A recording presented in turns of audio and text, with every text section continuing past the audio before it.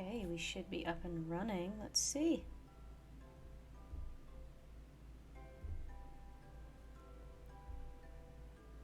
Ah, I need to change my stream title.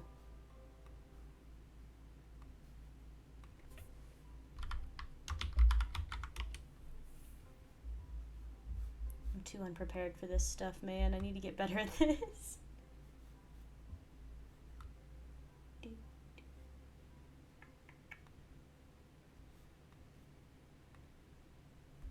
In case you are here already, which I doubt anybody is, I am not in fact streaming Pokemon. I am currently trying to change my stream title to something different because, as you can see, this is definitely not Pokemon. Alrighty,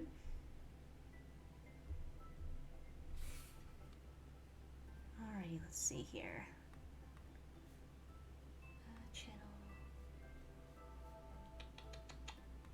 Stream manager, is this it? Ah, my face is wrong. There we go. Edit stream info. Ignore if my face changes.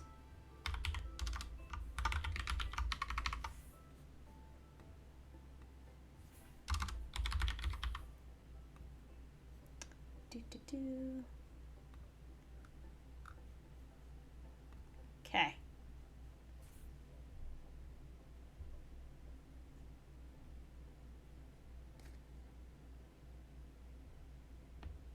Am I still live? Let's find out. Sorry, this is very scuffed.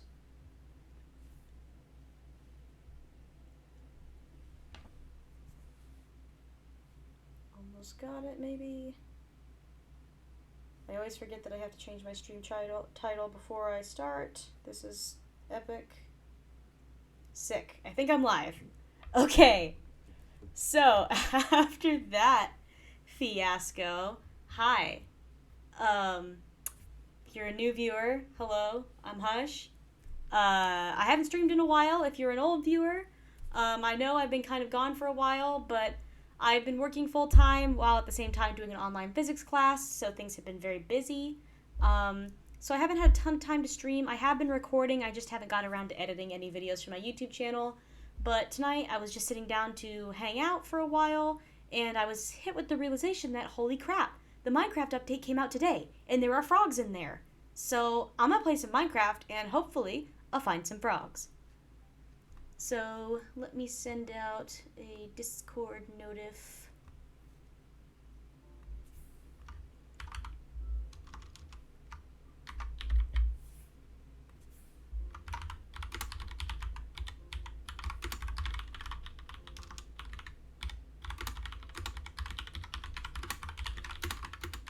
Sorry if my face is changing while I type. I changed the hotkeys for my character, so I don't know if...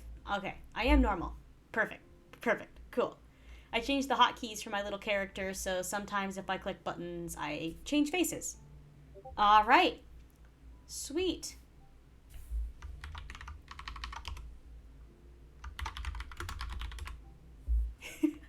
Sorry. I was alerting the Discord that it is frog time.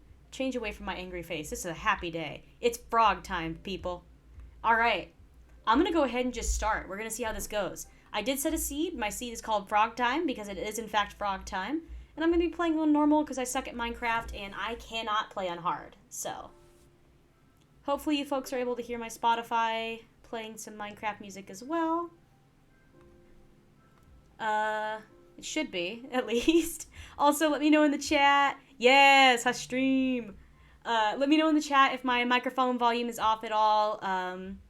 I don't know how I sound right now. I probably should have done a sound check, but this is a very impromptu stream. I just got very excited and was like, it's frog time. It's Minecraft time. It's frog time. There better be some dang frogs in here. If not, I'm going to be real sad. So I better have some dang frogs. So I'm just going to go for it. Oh man, I spawned in a snow biome. This is not frogs. I have to go all the way to freaking marsh or something to find tadpoles. What the heck? Well, fine. I guess I'll start in snow.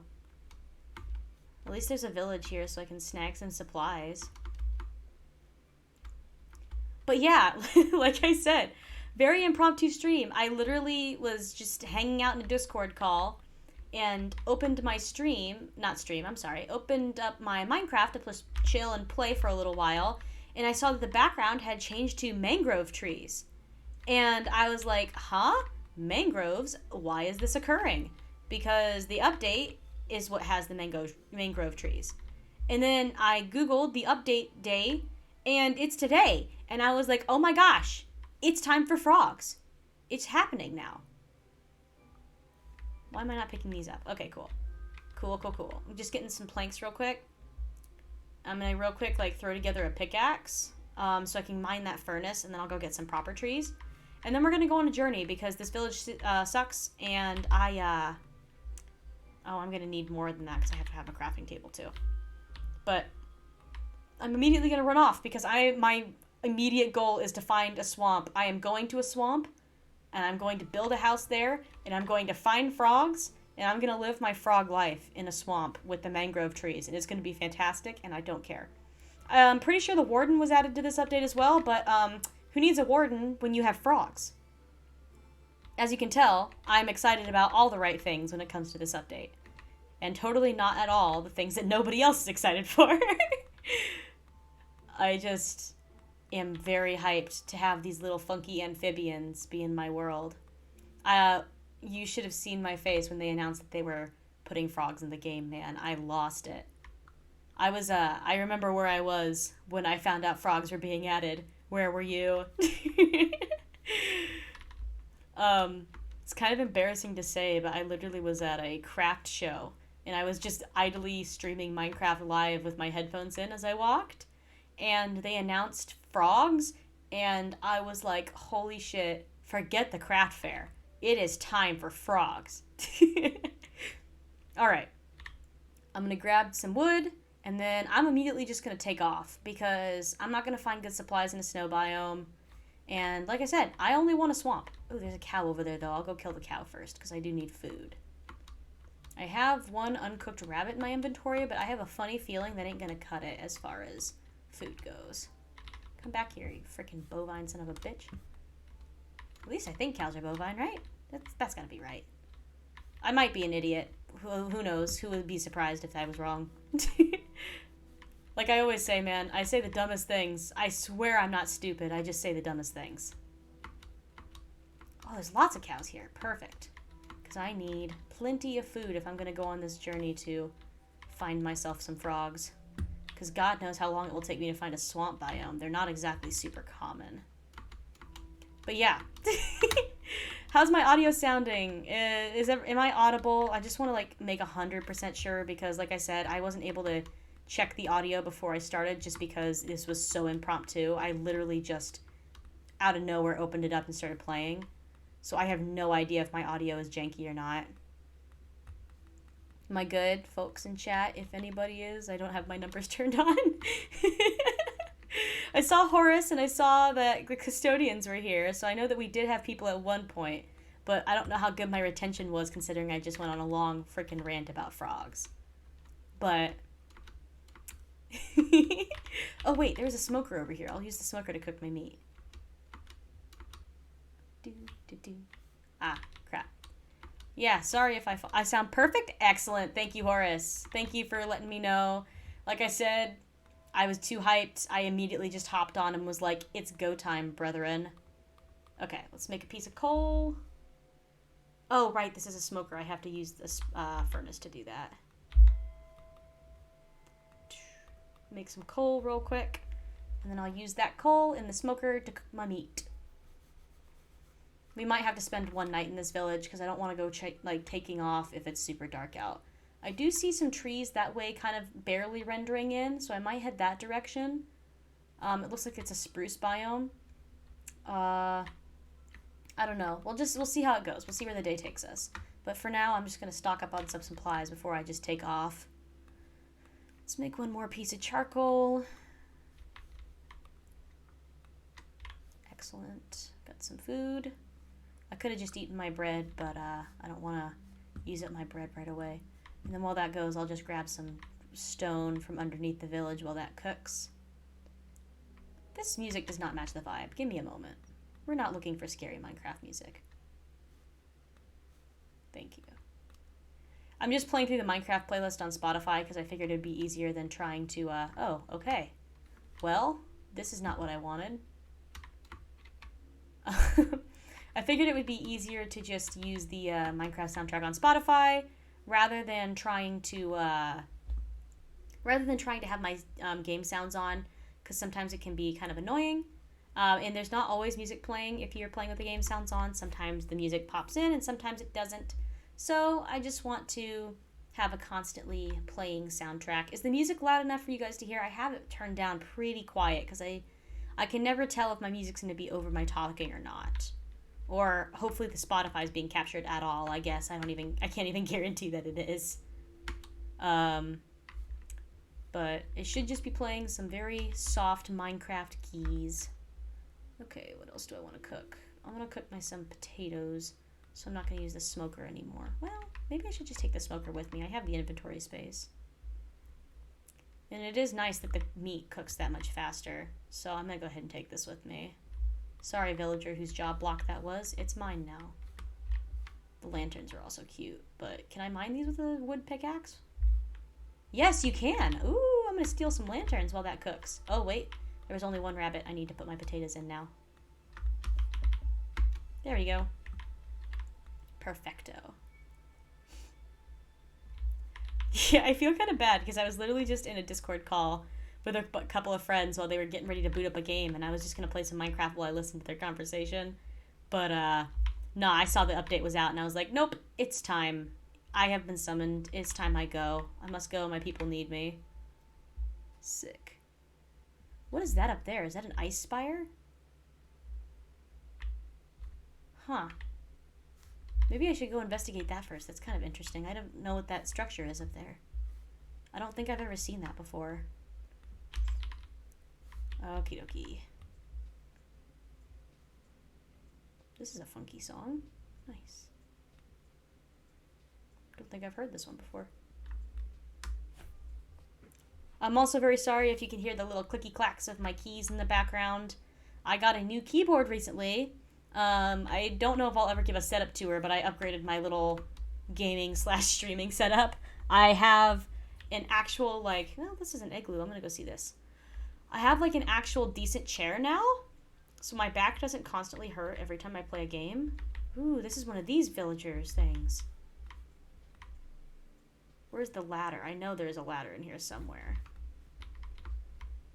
Surely, right? I've seen this stuff where there's a ladder and you go down it. Maybe I'm wrong. I swear there was, though.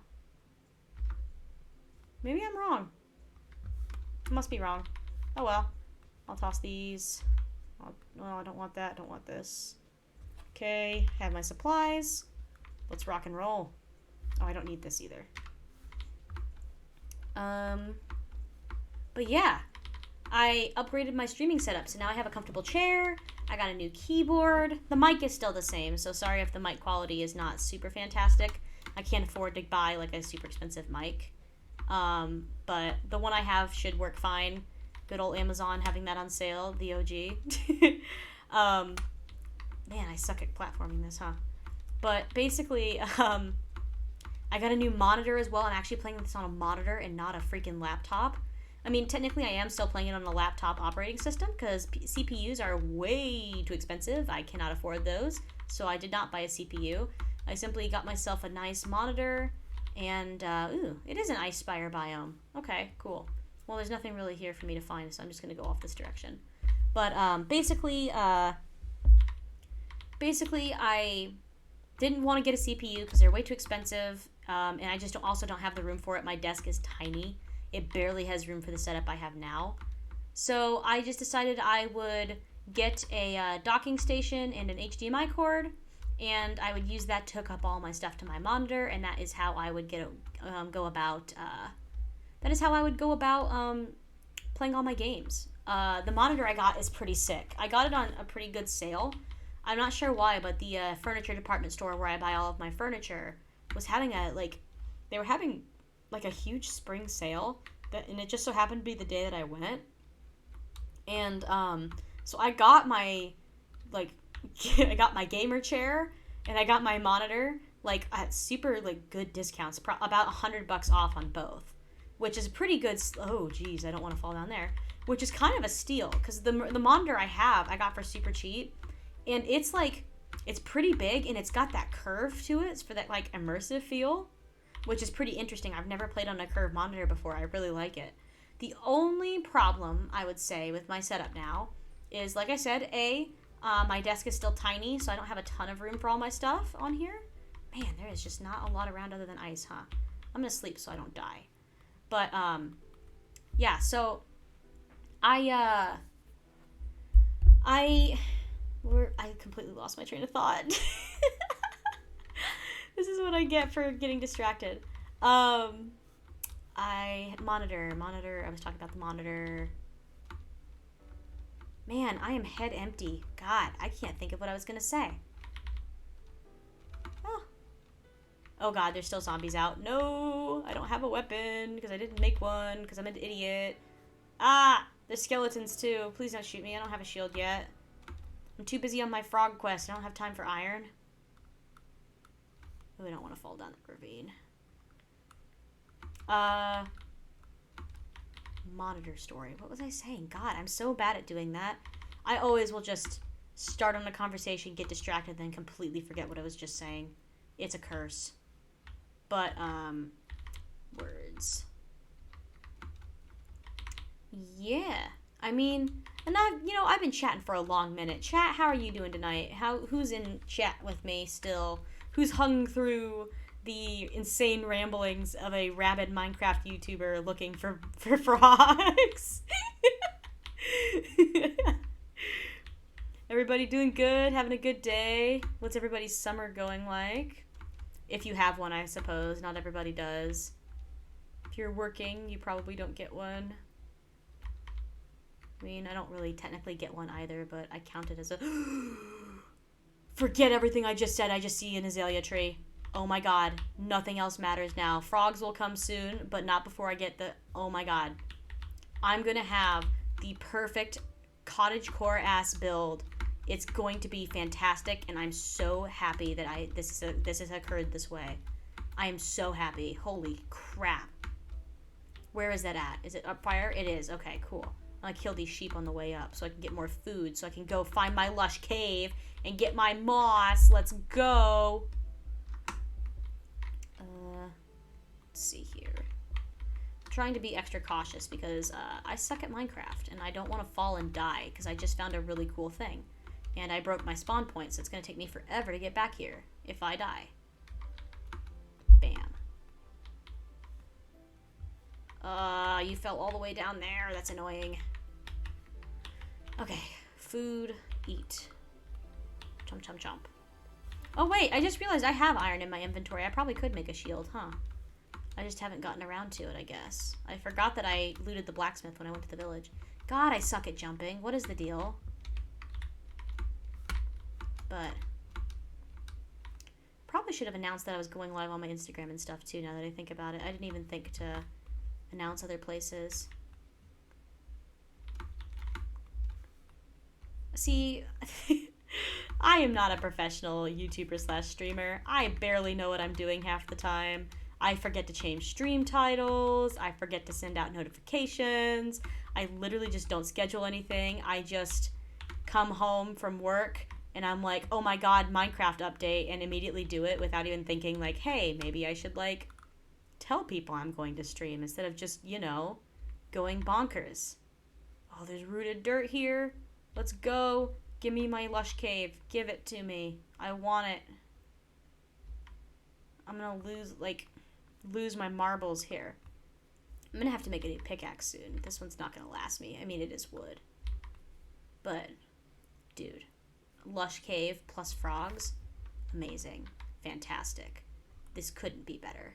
I'm thriving, flourishing, doing my best. It's gonna be dark in here for a minute. I don't really want to use my lanterns. I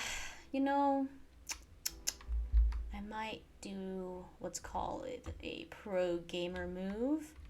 Yeah, I am. 1 second. I'm gonna turn my lights off so I can see without torches. Un momento.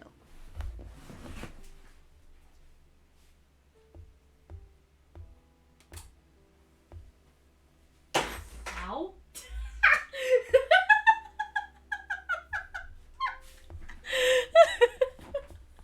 Me gets up to turn my lights off. Also me fucking trips on my way back from turning my lights off.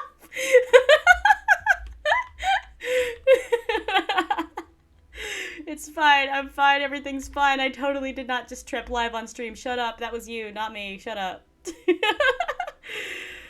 Oh, God. Okay. See, this is why I shouldn't be a live streamer. I do too much embarrassing shit. Oh, my God. Okay. At least now I can see. How far down do I have to get to this lush cave, though? I wish they... Okay. Now, listen. This might be outing myself as a cheater here. But they used to have this thing where if you used a composter, a piston, and some redstone... That's what happens when I don't use torches. I mean, you're right. It's my own fault. I should have just used torches. Should get IRL torches, bruh. I probably should have, like, waited to turn my desk lamp off until I had, I should have turned my main light off first and then turned off my desk light instead of, you know, turning off both immediately and then walking back to my desk in the dark. It probably would have been smart. But, I don't always use the smartest option. Sometimes I just go with whatever hits me. Sometimes I just operate. Man, how deep am I going to have to go to get to this lush cave? I can't go super deep because I don't have any wood. I probably should have grabbed more before I went down.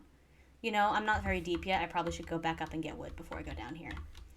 You know, I need to stop acting on impulse. I need to actually, like, do stuff if I'm planning on being successful in this world and not dying. So let's go ahead and actually do some things real quick.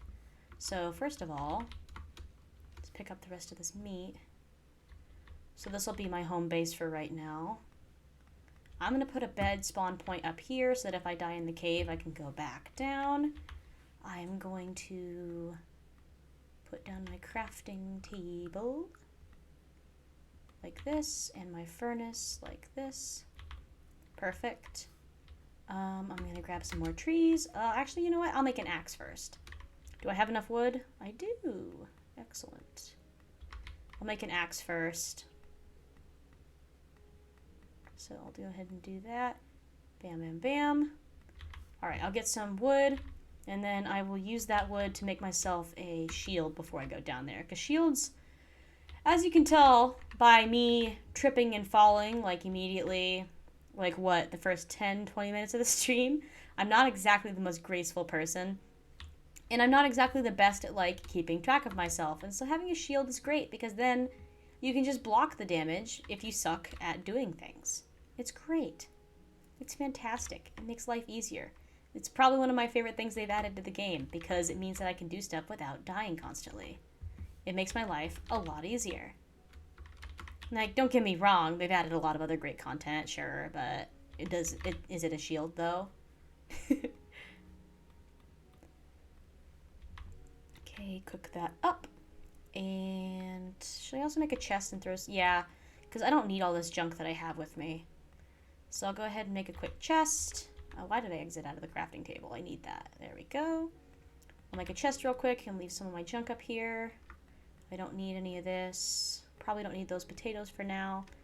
I should have some food to get through. This is all rooted dirt. Okay, cool. So you can collect that without silk touch. That's good to know. Okay, and then I'm also going to want... Okay, so I want a shield. So make some planks. Bam, bam, bam, bam, bam. Put a piece of iron in the middle. Excellent.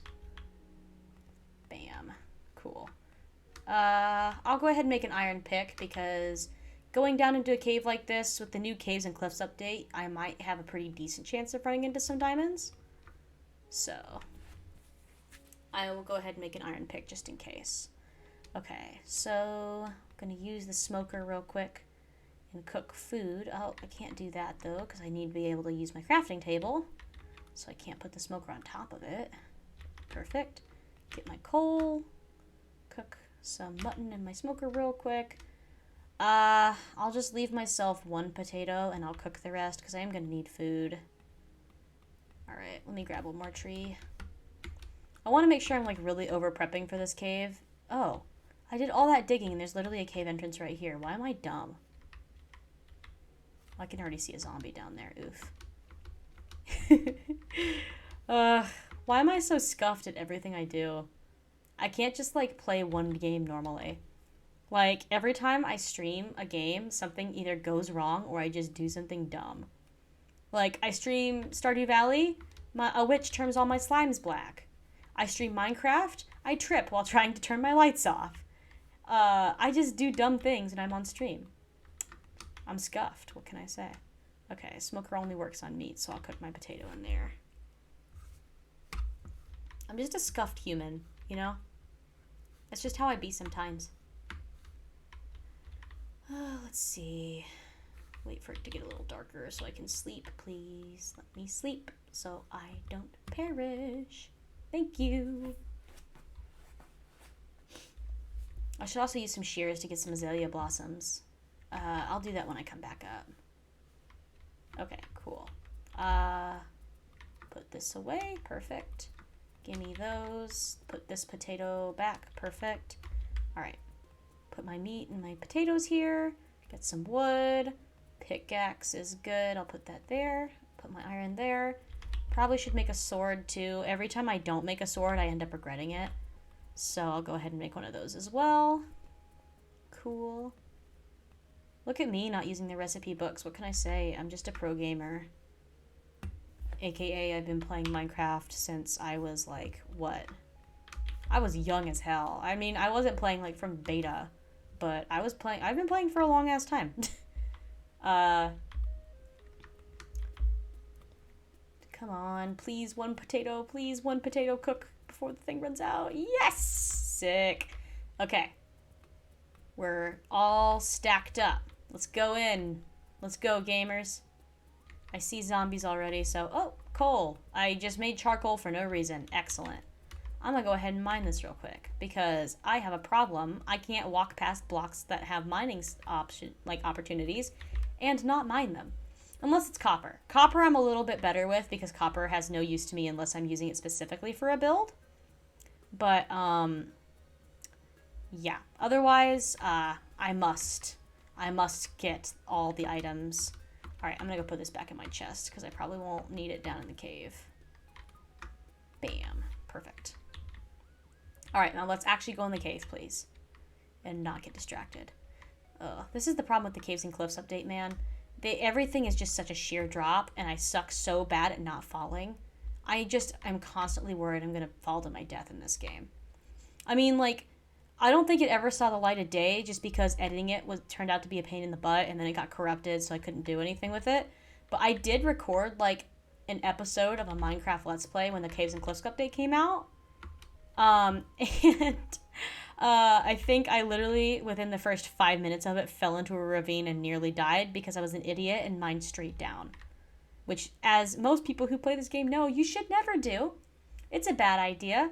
If you mine straight down, you will perish, or lose all your stuff, or both. Usually both. I have the worst luck with that kind of stuff. Man, I need to stop mining coal. I keep getting distracted. My god. Okay, I'm fine. Everything's fine. I will play the game now, I promise. I'll stop mining coal. It's not an exciting stream experience to watch a Minecraft YouTuber mine coal for 10 minutes straight while rambling about why she sucks at the game. Hi, spider. Oh, hi, creeper. Aw, man. Bam. Sick. Man, those notifications are bright. Makes it hard to see in the cave. Yet another reason why the torch method would be better. But I'm not gonna use it because I'm not responsible. Cool. Okay. Oh my god, I almost fell already. Another creeper? What the hell? Cool. Okay. There's more rooted dirt. I wonder... I know that if you mine below azalea trees that you find the lush caves, but I wonder if you have to, like, mine directly below them, or if me just, like, using this cave is good enough. Because I've never actually done it before. All my other, like, games that I've played for this update, I played, like, on servers. And usually people just, like, either I play on servers that have economy and I just buy the items, or people just give me the items because, I'm epic. That was, sorry. Kill the zombie real quick. Get the heck out of here, bro. Thank you. Okay, got some water. That's sick. More zombies, man. There's a lot of these guys, huh? Use my sword since there's more than one. Ugh, kicking my ass. The hell? Cool. I love how I got a crit even though I literally didn't even jump. I just fell out of the water. Okay, well here's another hole entrance. Okay, well you're annoying, aren't you? God. Okay, well that didn't lead me to a lush cave, so I'm assuming my query about mining into the rooted dirt was probably correct. So I'll go mine that real quick. Pause to take a drink of my soda.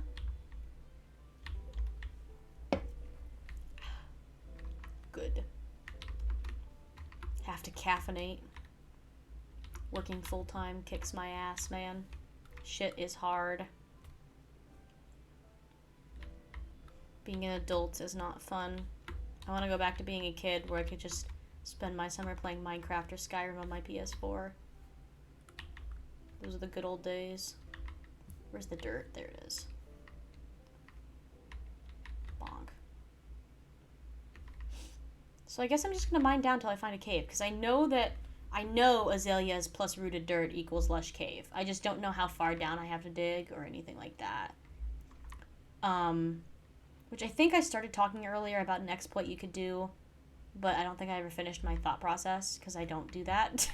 But there used to be an exploit you could use in the game, and this was just in vanilla Minecraft, where if you had a torch, a redstone torch, a piston, a composter, yeah, all those three things, you could mine like a hole into the ground just like that. You'd put your composter in, well, what you'd do is you set it up like this. So you had your composter there, you had a block of space here, and you put your composter in, you put a piston above it, and you put a redstone torch. And what you'd do is you'd hop into the composter, and you'd put the torch down, and the composter would push, the piston would push you down into the composter, and you would be able to vanilla x-ray through walls to see if there were caves beneath you. I used to use that exploit quite a bit, because finding caves is a pain in the ass. But they patched it out recently, so I can no longer do that, which sucks, because I liked that. I liked being able to vanilla x-ray, which I guess, to be fair, it's not very cool if you're doing it on servers, but, I mean, that's just how it is, you know? Sorry, 1 second, I had to pause for a sec. Okay. Man, this cave is taking forever. I really don't want this whole stream to just be me in a hole. I would love to actually go find frogs. That's the whole reason I started playing. But at the same time, I really don't want to ditch this azalea biome, because I want to get the stuff from the lush caves, because I love lush caves. But, like, how deep do I have to go? What Y level am I even at? Let's see if I can remember the hotkeys to see my Y level. I can! Woo! 63. My god, I have so much deeper that I can go. I have to make a new freaking pickaxe before I reach this cave.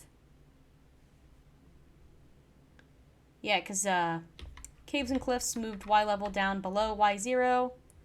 So now I think it goes to like Y negative 60, which hopefully I won't have to go all the way down to Y negative 60. Please, for the love of God, don't make me do that. That would be horrible. It takes me so long to mine because I'm using a stone pick. I don't want to mine straight down because I don't want to perish. But at the same time, this takes forever. Ugh, and now I'm mining andesite. What is this new fresh hell? I hate andesite. It's only good for adding texture to outdoor builds. It's not good for anything else. I don't like andesite and I don't like diorite. I'm a diorite hater. What can I say? I also hate birch. I just don't really like white blocks. I guess quartz is fine. But anywho, since I have to just continuously dig in a hole for a while, how's chat? I'll ask again. Oh god. I need to put out an Instagram notification, probably.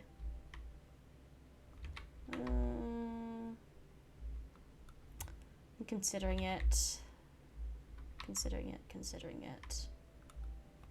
I don't know how much people ever really join from Instagram, though. I think I usually only get one person. But that's fine. It's fine. I'll just keep mining. I'll find a lush cave eventually, hopefully. Please, for the love of God, give me a fucking cave, please. Sorry, YouTube, I cussed. I'm gonna upload this to YouTube later, but my God, this is brutal. Give me a damn lush cave. How long do I have to dig? I just want moss. God damn it, there's diorite now. Give me a freaking cave. Give me a cave, please. Give me a cave. Give me a cave. Give me a cave. Give me a cave. I want the moss. I want the moss, and I want the drip leaves, and I want the cool other blocks. Why is there coal? Give me a cave. This is so annoying. I really want to go be finding frogs, but I also really don't want to lose the Cazelia biome, because these are not super easy to find. But, oh, no, it's copper. Damn it, copper, you got me all excited. I thought there was something cool, and it's just copper. Like, don't get me wrong, copper's a cool building block. I've used it for my builds before. Because on my one server I have, like, an aging... Oh, is that clay? Hold the hell on. That's clay, baby. We're almost to the lush cave. Holy shit. Surely, because that's clay. That's clay, baby. Doing college stuff, trying not to fall asleep. Horace, that's super understandable. Literally, the only reason I'm on my computer right now is because I had to finish my online class homework. It was lit. I hate doing my online class. I'm taking physics right now. And it's the worst. And my professor is kind of a jerk. He makes us do all of our online physics class homework by hand on paper and then upload a scanned image of it. It's the most bizarre online class I've ever taken. But I'm getting through it. I'll be okay. It's fortunately only like a 4-week class, so I don't have to worry about doing it for a super long time. Which means it is more condensed. Like, it's literally week 2, and I have an exam over 3 chapters of material. But, hopefully I will survive. I'm just going to go ahead and collect all this stuff real quick because, fun factoid about me, I like brick houses and flower pots. So I'm going to need a lot of clay anyway. And lush caves have tons of clay. So I know I'm getting close, but I'm also just going to take a quick moment to mine all this clay out. But I was talking about my server that I play on. So my server that I play like a... I wouldn't call it vanilla Minecraft because it does have some modifications to it. It's like a general public server. It has MCMMO mods. It has like a couple leveling mods. It has a jobs mod and an economy mod. And I just like servers with economies because I think it's fun to like grind, earn money, raise my level, that kind of stuff. Okay, well here's clay and it didn't open into a cave. Great, fantastic. Thanks, Minecraft. Very cool. How freaking deep do I have to go to find a single freaking cave? I probably should mine where the clay was. I need to stop. No, I need to stop what I'm doing, and I need to mine where the clay was, because that's where the lush cave's going to be. Gimme. Okay. So the clay was this way, so maybe if I keep mining this way, I'll find it. Because that sucks. My last programming teacher used to make us do it on paper. It was a nightmare. Programming on paper? That's vile. What was that professor thinking? Like, I took a very basic website programming class, and if I had to do that on paper, I think I would have lost my absolute shit. There's no way I'd have been able to do that. How do you do programming homework on paper? That programming class was a beast in and of itself, man. I loved my website programming class, don't get me wrong. It was super fun, and it was very fascinating to, like, learn how the HTML behind a website works. But I'm not a very detail-oriented person, and it was brutal trying to, like, you know, figure shit out when something was going wrong, because I had to, like, find, oh, you missed a slash here, and so your whole program's broken. It was great. Oh, dear. how long am I going to mine without finding anything? This is ridiculous. Maybe I should just keep gold mining by the roots. I am unfortunately going to have to stop real quick and take a quick break because I do need to use the restroom, but I will be right back. So give me just a moment.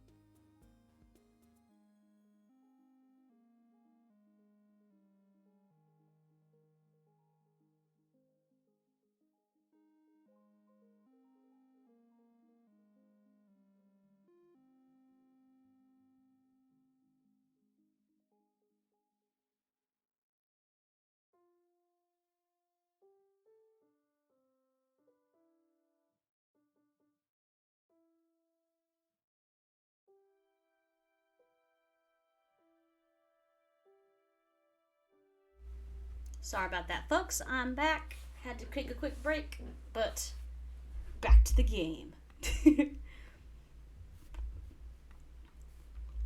So, while I'm doing this, let's get a quick vibe check from everybody. Do we want to keep digging for this cave, or do we want to, well, I was about to say give up, but here's more clay, so maybe I'll find it now. Because the whole point of this stream was to do new update stuff. And I do want to go find like a mangrove forest and see the frogs and see all the cool stuff they added. But right now, the stream has just been hush mines in a cave for an hour. Well, there's iron at least. I don't want this whole stream to just be me mining in a cave. But at the same time, like, I don't want to lose the lush cave stuff. I guess I could always just screenshot my cords and come back. But what do you folks think? Are you able, first of all, are you able to hear me? Because I turned my mic down so I could use the restroom real quick. So I suppose I should be asking if I'm audible first. But if you guys want to have a quick vote, I'm obviously not going to do like a poll or anything. But just a quick vibe check on what people in chat think about me. Did I leave my crafting table somewhere? Why am I dumb? Let's just get a quick vibe check on what people in chat think about perhaps me giving up on the lush cave and just ski-daddling onwards. We'll mine this, how about this? We'll mine this clay deposit, and if this clay deposit doesn't lead me to a cave, I'm going to give up for now and go look for my update stuff, because that's the whole reason I'm playing, is for update stuff, and I should not be distracting myself with other things. We must stay focused, brothers. We must stay focused. But, alright, let me mine this clay deposit. If I don't find what I'm looking for, then we're done ski. I'm gonna dip ski. I don't know why I like adding ski to the end of things apparently today, but that's just apparently where my brain is at. What can I say? I'm cooked from working all day. Which, don't get me wrong, I love my job. It's so fun. Or at least my internship, I suppose I should call it. But my God, am I just like fried by the time I'm done at the end of the day. 40 hours a week really kicks my ass. And it doesn't help that I have homework to do outside of it when I'm done, because I'm doing my physics class right now. It's just brutal stuff, man. It's rough, but I'm powering through. I'm very excited for next month, because for all you folks who may not be, yeah, me must go get them frogs, you're right. We must stay focused. I'll finish mining this clay, and if I don't find a lush cave or if it's frog time, I'm giving up, because the frogs are why we're here. I must stay focused. I must find frog. That's the whole reason I started, and that's the whole reason I'm staying. It's not looking too good on the cave front, so it might be frog time. I have so much clay in my inventory. My shovel broke, and it just made room for more clay. I'm going to show you guys what's called a pro gamer move. This will be a pain in the ass to mine later, but this will just be faster to do this. I didn't even need my crafting table. You can just do it in stacks of 4. Yeah, I'll just make these all into clay blocks so that I can carry all of it back with me to my place where I'm going to make my house. It'll make my life way easier. No, give me all of them. Thank you. Cool. Okay. So, we are going to officially call it quits on the azaleas cave thing. I'll probably still make some shears and snag the blossoms to take with me, but I'm not going to keep digging. This is making for a very boring stream, and I don't want it to be a boring stream. I want it to be a fun stream full of funky amphibians, as I said earlier. So we're going to call it quits on the cave pursuit, and we're going to head up to the surface to start looking for a swamp to get some frogs. Okay, well, that's clay. Which direction am I going here? Where did I come from? Please don't tell me I'm lost. Okay, cool. I found it. It's fine. Everything's fine. We're all fine. I'll use the diorite, because I hate it anyway, so I'll use that to mine myself out. Alright. Well, that was a flop, but at least I have clay now, so I can make bricks when I get to my new location. I'll have a cute little brick house in the middle of a swamp, and it'll be great. Okay, this way. Perfect. But, yeah. What can I talk about? What have I been up to this summer so far? Oh, I was talking about, for all you folks that may not know about what happens in July, all you non-artists, there's this lovely thing that happens in July called Art Fight, which is basically, there's a website called artfight.com, and I think that's the website link anyway, URL I suppose, but, oh god, zombies, nah. Okay, this is the wrong hole. Basically, Art Fight is a website where every year they organize a competition in July, where basically you're split into one of 2 teams, and you earn points by going on the website, randomly finding somebody's character or like some content that somebody created, and then you draw fan art of whatever character or content that they have uploaded, and you earn points for your team by drawing the images, and then they are graded on a scale based on their complexity. So, like, for example, pictures that have backgrounds are worth more points than pictures that don't have backgrounds.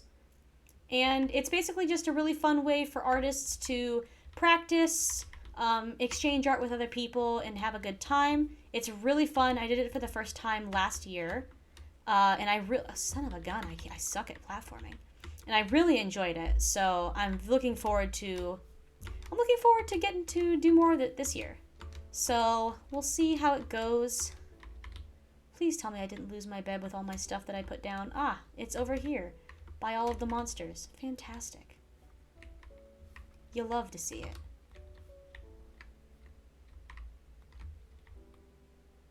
Cool. Oh, hi, Enderman. I'll take that log. Well, this is one azalea tree, and it's not... There's my stuff. Skeleton, do you really have to stand right in front of the Enderman so I might hit him? I'm not equipped to fight an Enderman right now. Okay. So, that was a completely unsuccessful thing, but it's fine. We're gonna toss away some... Oh my god, what just hit me? Ah, a creeper. Aw, man. I was really lucky that didn't kill me. Holy crap. Cool. Oh, it blew up my chest. That's so annoying. I want to get killed again doing this. What else do I not want? I don't want that sapling. I need a string. I don't want the bow. I don't want the snowballs. Don't need the TNT right now either. Okay. Alright, get all this junk. I'll go ahead and grab my stuff. And we're going to head out. And we're going to go keep looking for frogs. Because, you know what? That's why I started the stream. But yeah, Horace, it is fun. It's super fun. I really enjoy it. It's a fun concept. And, like, it's just a really cool thing that they do. It also forces me to draw because, as some of my close friends may know, I suck at being motivated to draw. I need to practice because practicing is how you get better. Like, my freshman year of college when I was taking a design course and I drew all the time, I improved so freaking much over the course of that year. And I produced some of my favorite work over the course of that year. And then things got busy and I kind of tapered off, and that has led to me now, I feel almost like, and people have told me that I'm wrong about this, but it's just how I feel. I kind of feel that I'm going backwards with my art now because I've not practiced in so long that I feel like the quality of my work has decreased. Ooh, sweet berries. I'll take some of those. Just gather some stuff to make my house look cute later on. But, words. Yeah, so I felt like my art has kind of gone, it's kind of gone a direction I don't love. Are you shitting me? I did all that digging and I fucking walk into a lush cave. Are you absolutely joking? Well, you know what? I'll take it because I still want the supplies. But seriously, I did all that work and it's just right here. What the hell? Oh, 1 second. I'm going to change my Minecraft song because death is not the vibe right now. Oh my god. I cannot believe I spent all that time digging just to find this literally, like, not even that far away. Are you absolutely kidding me? Okay, well, what do I want to get rid of? I don't need all this. Okay, cool. So I get some moss, get some azalea bushes. It's mostly the moss that you need, because the moss blocks when you put them down, and if you put a moss block down and you, if you place down a moss block and you hit it with some bone meal, it will grow and create more moss all around it. So you really only need one, but I just like to grab a few. Yeah, I know, right, Horace? I did all that digging just to literally happen upon one like this. My god. Okay, sick. So I got that. Now I'll get some drip leaves. We'll throw out this, so we don't need that right now. I could get more. I'll just mine up some drip leaves now. Because these, I don't know if you can cultivate drip leaves outside of a lush cave. I suppose we'll find out. But, yeah, surely you can, because the whole reason they created drip leaves was for platforming. So surely there'll be a way. Oh, there's a bunch of iron here, too. This is a good spot. Alright, sweet. So now, I guess that wasn't a total waste, because I did find my lush cave. So I guess I can't be too grumpy about it. Oh, there's fish? Are tropical fish here? Oh my god, there are tropical fish here! Is this a warm ocean? In a lush cave? What the hell? This is awesome! Why couldn't there be a swamp here so I could build my house here? Oh well, we must stay focused, brothers. I will climb up this waterfall and continue my quest for a swamp to find some frogs. I completely forgot what I was talking about. I was probably talking about my art. Yeah, so, you know, life's difficult sometimes because you just feel like you've kind of lost a bit of your spark sometimes, but I feel like with Art Fight, if I get back to drawing a little bit more and feel like my art is going upwards again, I think it will help me quite a bit with my artistic confidence. Because I need to not be as hard on myself. I am not a bad artist. I am a decent artist. I'm not fantastic by any means, but I'm okay. I'm good enough. And I should stop being so hard on myself and just admit that I'm decent. But I'll feel better about it if I start improving again. I just need to draw more consistently is all. What I really need to do is, like, I have all these ideas for things I want to do, and I have not drawn any characters for it or any concept and stuff. So I probably should do that, but once again, motivation. Alright, well, that's enough of that ramble. Let's find some damn frogs. Where are the frogs? Where are they? Where are my amphibious brethren? Okay, well, we're still in snow here. Which direction did I come from is the question. I surely am not going back the way I came from, right? This is all spruce, man. Well, I guess I'll just kind of work my way down the cliff and hopefully leave the spruce biome soon enough. Hi, sheep. Give me your mutton. Thank you. Gonna need that. I've got a long journey ahead of me, apparently. Because, man oh man, frogs are not easy to come by, huh? Cool. Okay. On the road again. Just can't wait to get on the road again. Probably shouldn't sing that. I don't know what they do. I don't know how strict Twitch is with copyright. I know YouTube's kind of a butthead about it. Like if you... Oh, you sang 2 seconds of a song that exists? Give me your money, please. Not like I make any money off of it, but you know what I mean. They're just jerks about it. Which is annoying, honestly. I honestly think that, like... I think that the strictness of music on YouTube is kind of ridiculous, if I'm being completely honest. Just because, Oh, Jesus Christ. Oh my god. Oh my god. Oh my god. Oh my god. Oh my god. Oh my god. Oh my god. There was a creeper and I didn't hear it and it almost died. Oh my god. That would have been a catastrophe. Holy shit.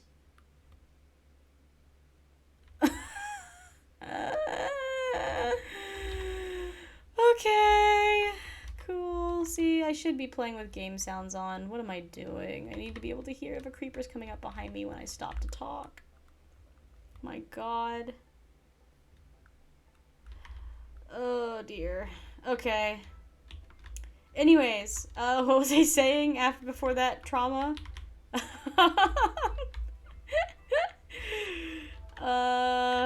I think I was talking about... Oh, I was talking about the music stuff. I think the music stuff's super stupid. Because I have found a lot of really fantastic songs through watching YouTube videos that contained those songs. And by making it so, oh, hello, fox. Oh, there's lots of foxes around here. Hell yeah. Love you guys. Ooh, I see a ruined portal as well. Sick. Epic gamer moment. But, like, by de-incentivizing people to not put your music in their stuff, it, like, is a terrible idea. Because I find so many good songs through YouTube that now I just can't anymore, because a lot of people, unless they're animating and don't make money off of it anyway, a lot of people don't, like, use, like, copyrighted songs in their videos anymore, and I think that's pretty unfortunate. Because I did like finding music through YouTube. I thought it was a really, like, efficient way of doing things. Alright, let's see if these guys have anything I want. Ooh, yes please. They have lots that I want. What do I want to get rid of? I don't need a smoker. They're nice, but they're not a necessity, and I'd rather have the food, honestly, at this point in time. I probably don't need the wool either, because I already have a bed. Okay, let's see here. More houses down there. My god, look at all the villagers over there. Why is there, like, a group of 4 baby villagers? That's nightmare fuel. Looks like there's a fire down there. There must be a lava pool nearby. I don't really want any of these crops. I guess I probably could get the wheat and, yeah. Same, it's the only way I find music. Yeah, honestly, I think it's a terrible idea for companies to do that. Because it's not like people are... Like, obviously, if somebody's re-uploading, like, an entire song and making ad revenue off of it, then yeah, I can understand why YouTube would maybe not like that. Because they obviously don't want people just uploading entire songs onto YouTube for people to snatch and like get all the money from. But like, come on. Like, I'm super big into animation and I watch a ton of YouTube animators, and they like, I can't imagine being a YouTube animator that has to like do all this work. Fucking bitch. Stop closing the door in my face. I'll kill you. Anyway. Anyways. Like YouTube animators already like get treated like crap by the platform. The algorithm does not favor their content. At least the majority of the time it doesn't. And it can be super hard to get discovered, and a lot of them get automatically defaulted to being for kids for animation, which is unfortunate because a lot of animation is not intended for children. Take, for example, anything VivziePop produces. My god. Hell of a Boss and Hotel Hell. Not Hotel Hell, my god. Has been a hotel. Hotel Hell's a Gordon Ramsay show. But... what was I saying? Like, those kinds of programs are not intended for children, but YouTube has a tendency to put that kind of stuff in the children's category simply because it's animated, and I think that that's kind of fucked up. Because adults should appreciate animation as an art more, I think. Also, it's not like they're making money out of having it in the back or something. Exactly! They're not making money off of your music if they're using your music as a background song while they're doing something else. I'm sorry, stuck-up music execs, that's not how shit works. People aren't watching somebody's content for the music that they play in the background. They're watching it for the content. I love Hell of a... Same.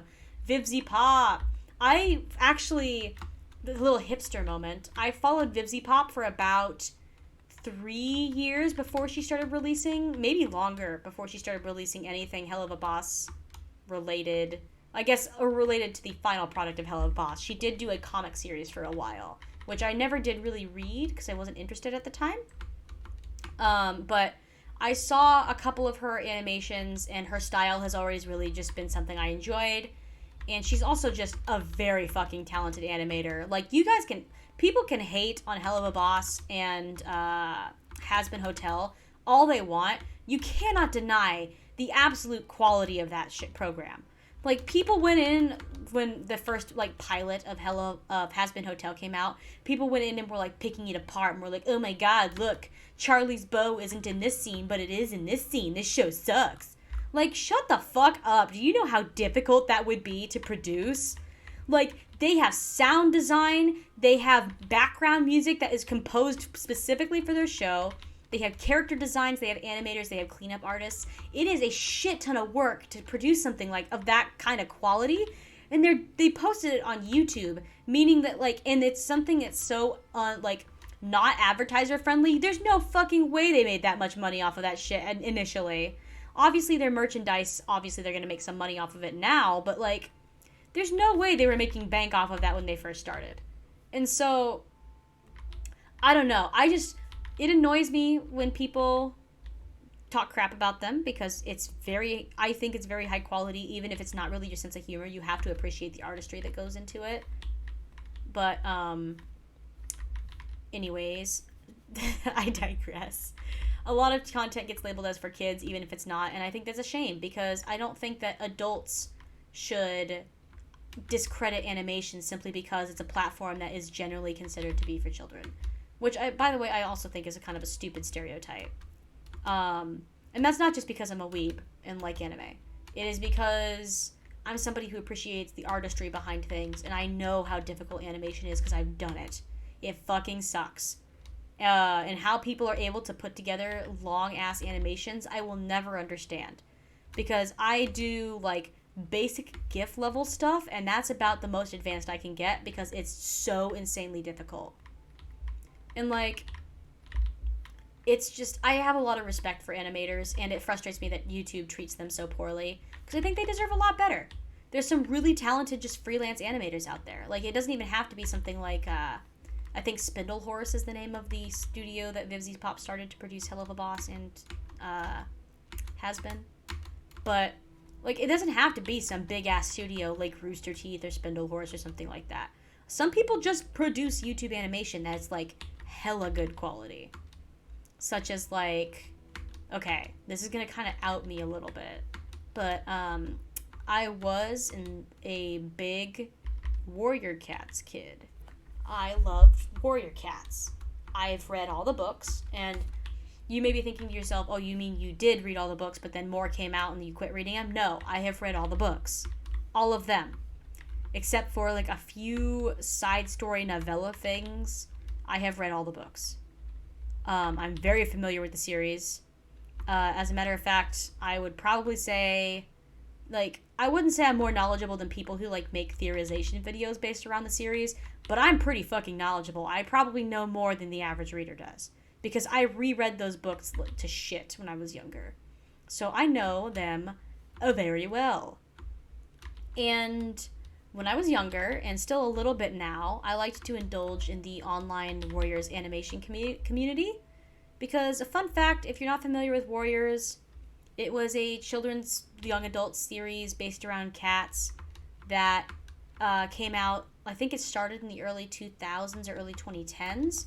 It has been continuously producing content up until this day. There's like over 100 books in the series, which makes me admitting that I've read literally all of them even more embarrassing. But, like, the series itself is wildly popular, is definitely a very lucrative franchise. But for some reason, despite having sold a bajillion... My god, is this entire world just spruce? What the hell? I'm building a boat going over the ocean. This is dumb. Anyways. What I was saying was, so, like, Warrior Cats, man.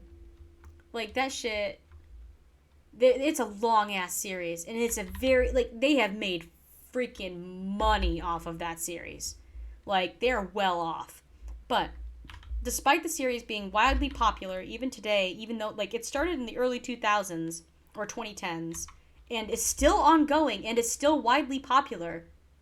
Like, I heard that there's literally, the libraries in my local town have, like, a 2-month waiting list for Warrior Cat books. I shit you not.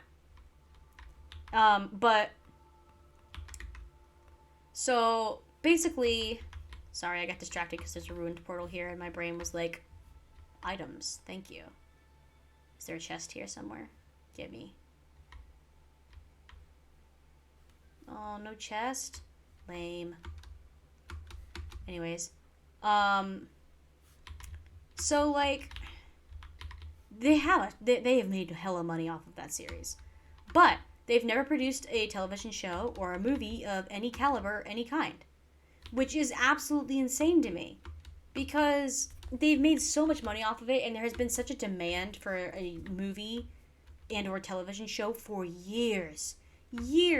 I remember when I was a kid getting catfished by fake Warrior Cats movie trailers on YouTube.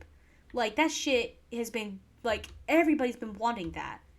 And they just have never gotten around to producing it. And it got to the point where people who were involved in the fan base got so sick of waiting for the creators themselves to make a movie or a television show that they just decided to start animating and make one themselves.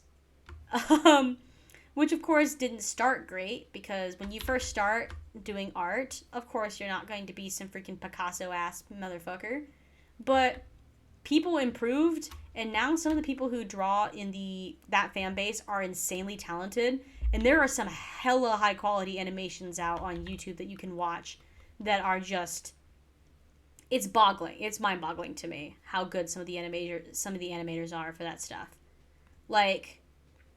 if you want a good example, and once again, this is me being kind of nerdy, but if you're ever curious to, like, see what I'm talking about when I say that these people have gotten fucking stellar at animating, if you literally just, like... Why did my boat not make? If you're ever, like, curious to see what I'm talking about, look up... Oh, what is that called? So, okay, first of all, I should clarify this. So, what am I going to throw away? Sorry, I'm distracted. What do I not need? I'll throw these planks away. I don't need those. That's fine.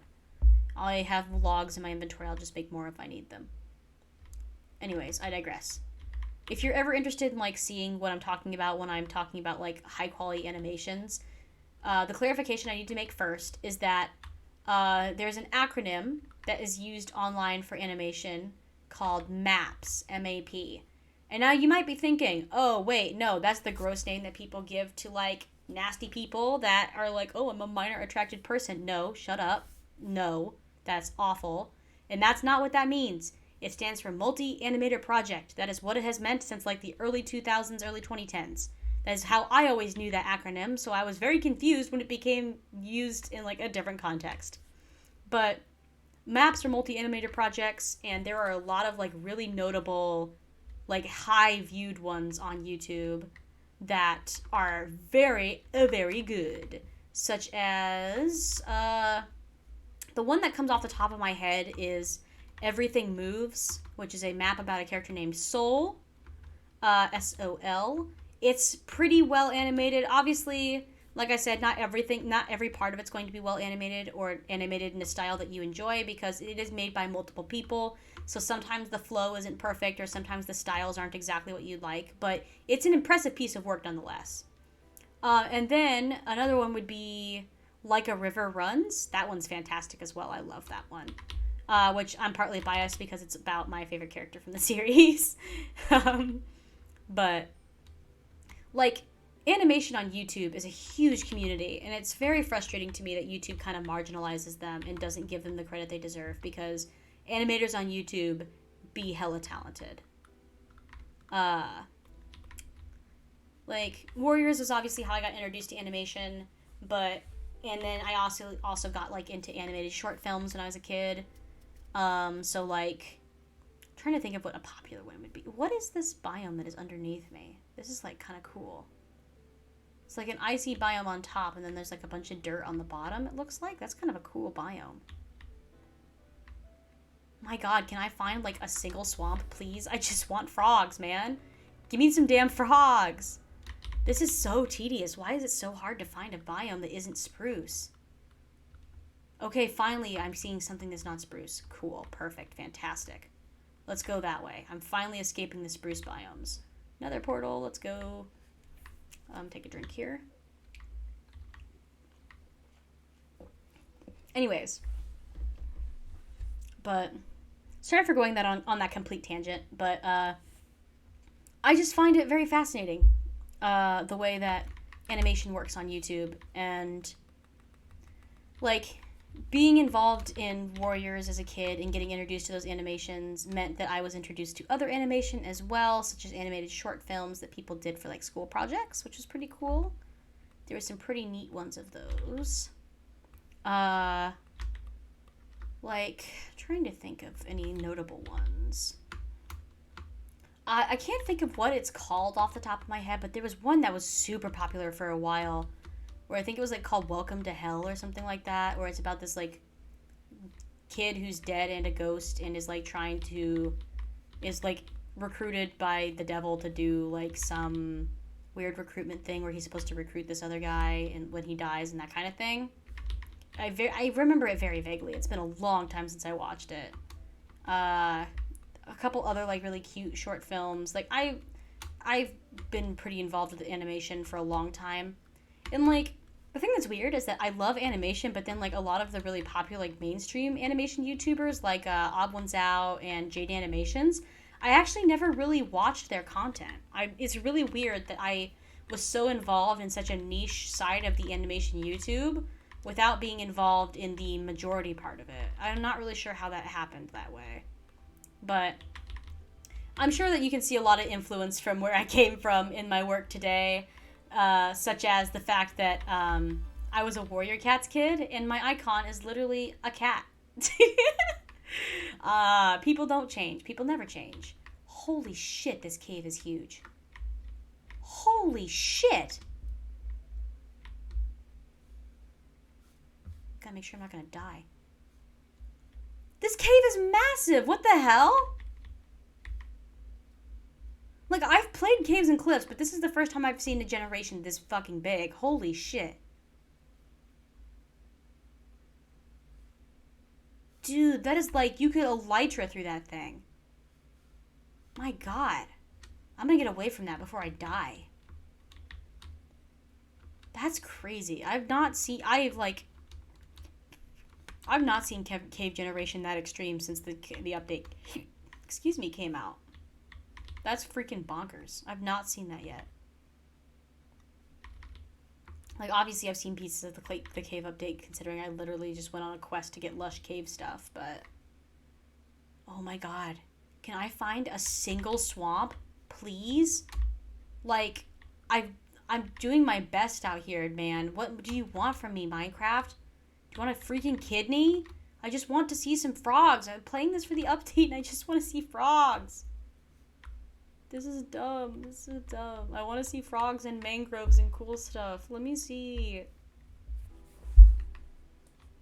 How many blocks do I have to travel before I get anything? My hand is literally getting sore from playing. I don't game often enough anymore. My hands are out of shape.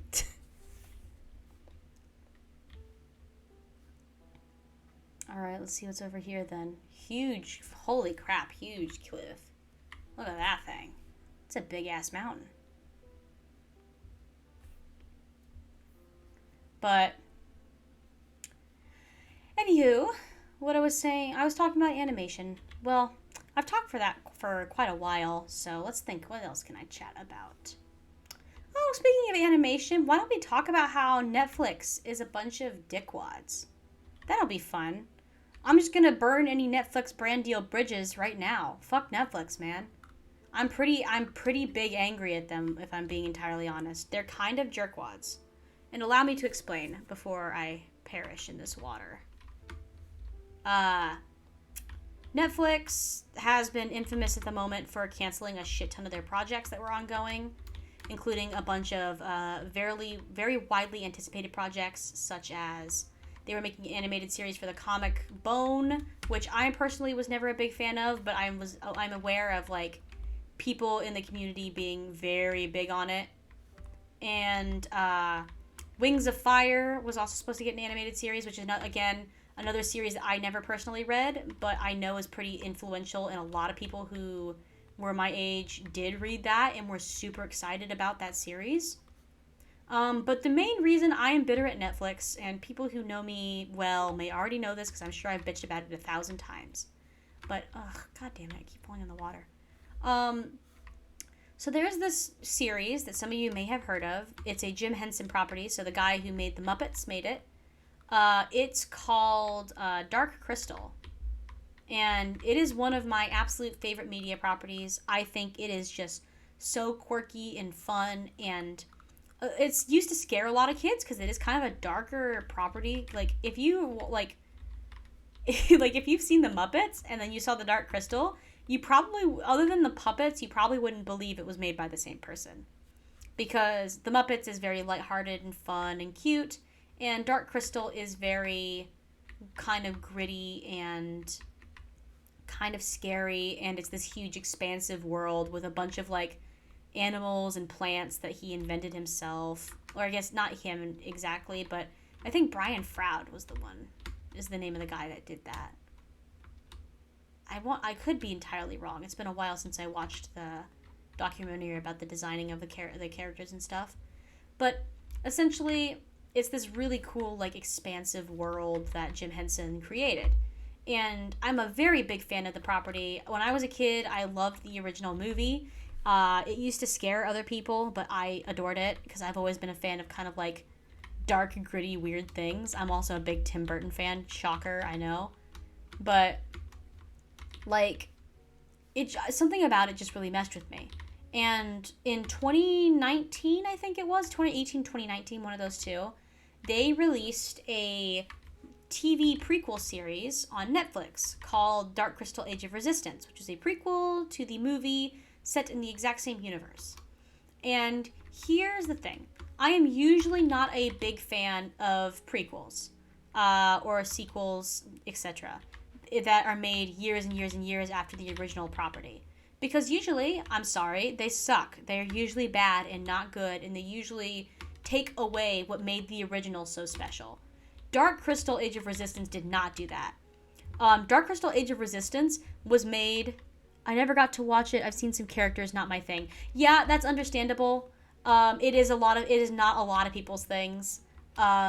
Because some people find it very creepy and uncanny, and I totally understand, trust me. Not a lot of people are big fans of puppets, which is probably why the medium is not very popular.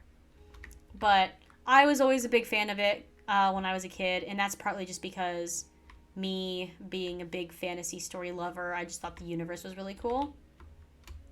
Um, but basically, they redid a Netflix series, and they could have gone the cheap route with it. They could have computer animated it. They could have done it like with 2D animation, something like that, or they could have live actioned it, like with human actors and use cosmetics and that kind of stuff. And they didn't. For once, Netflix did something actually cool, and they created a series using the original methods of from the original show, like movie, which meant they literally built every puppet and articulated it and hired puppeteers to manage every puppet, and they built every set piece to scale with the puppets so they could act out the scenes in all the different environments. They did use some CGI technology, but it was like just to enhance the puppets that were already there. And I like fucking loved it. It was fantastic. I watched it. I watched the documentary about how they produced it. It's amazing. The artistry behind it, the detail that went into literally everything, and the way that they totally respected the universe that it was set in initially is mind-boggling. And it's something you don't see very often from prequels and sequels these days.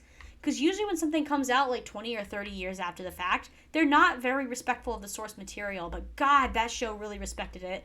And that's because they worked with the actual Jim Henson company when they produced it. So, of course, obviously, it's going to be faithful to Jim Henson because his daughter, Lisa Henson, was on the team that produced it. So I would hope that if anybody was going to do him justice, it'd be his own daughter. But, like, it was just incredible. And Netflix fucking canceled it after a single season. It won an Oscar, and 2 hours later, they fucking canceled it. And I've never gotten over that from them. The absolute crushing disappointment of finding out that such a brilliant series was just completely annihilated because it cost too much was frustrating as fuck. Because they put a shit ton of money into other series that are also widely unpopular, such as fucking Big Mouth. How the fuck does Big Mouth exist, but they canceled Dark Crystal? Like, it's so frustrating. It makes me so angry. Ugh. Sorry, this is kind of a preachy rant, but my God, I just have not gotten over it ever. It makes me so mad. I absolutely despise the fact that that series got canceled, but then they keep other series that absolutely suck ass. Like, they're horrible. Like, if Voltron if Voltron Legendary Defender can get 4 fucking seasons, why can't we get, like, another season of Dark Crystal, please? Voltron sucked. Well, it was good for the first couple of seasons, okay, but it sucked. It ended shitty. Ugh. It's just infuriating. And, like, in a way, I don't even feel bad about the whole Netflix crashing and burning thing, simply because I already knew they had the capability to do it. Because they'd already had a history, for me at least, of canceling shows I really enjoyed. So I can't say it was too much of a shock when they started going bonkers and canceling everything and raising their prices. But Netflix, here, they always cancel the good things and keep shit. It's annoying and I don't get people are asking for this. I agree. I don't know who the fucking target demographic is. Like, some of it's easy to point down. Like, some of it's easy to figure out what their target demographic is. Like, they made that stupid-ass Boss Baby television show. Obviously, their target audience there is children. Children are easy to profit off of because, unfortunately, in this day and age, we raise children to have a crippling media addiction. And so, a lot of, online shows, like, kids' games, kids' media is going to be widely popular just because children are given internet access, and that's what they consume. And so it's easy for them to make children's media and do that. But, like, Big Mouth and that kind of stuff, like, it's so awful. I've never seen an episode of Big Mouth. And I'm sorry if you're, like, a Big Mouth fan. You can cancel me all you want. That show is ugly and horrible. I despise it with every fiber of my being. Every time I look at that dumbass show, and I'm fairly certain that's a Netflix original, but every time I see that show, it just fills me with rage. I am somebody who is like very picky about the way shows look. I'm very much into aesthetics, and every single piece of that show violates every aesthetic I can possibly picture. It's so vile. I hate it. And people were like, oh, but it's funny. I'm like, I don't care. It looks bad. It gives Western culture a bad name, and all of our television shows look hideous. Like, I don't understand why adult animation in the Western culture is just ugly. Not all of it, obviously, but a large majority. Like, I hate the way that, I hate the way Family Guy looks, too. I understand that that's a classic. Same, hate it, haven't seen it. Yeah, exactly. It's awful. The pieces of it that I've seen, that's all I need to see. But, like, and I know that shows like The Simpsons and Family Guy are popular as well, so I can't give them too much flack because, I don't know, I just hate the way they look. I'm not a fan. And people are like, oh, you must be a weeb that only likes anime. And I'm like, no, I just like animation that isn't ugly. I don't understand why adult animation has to be gross.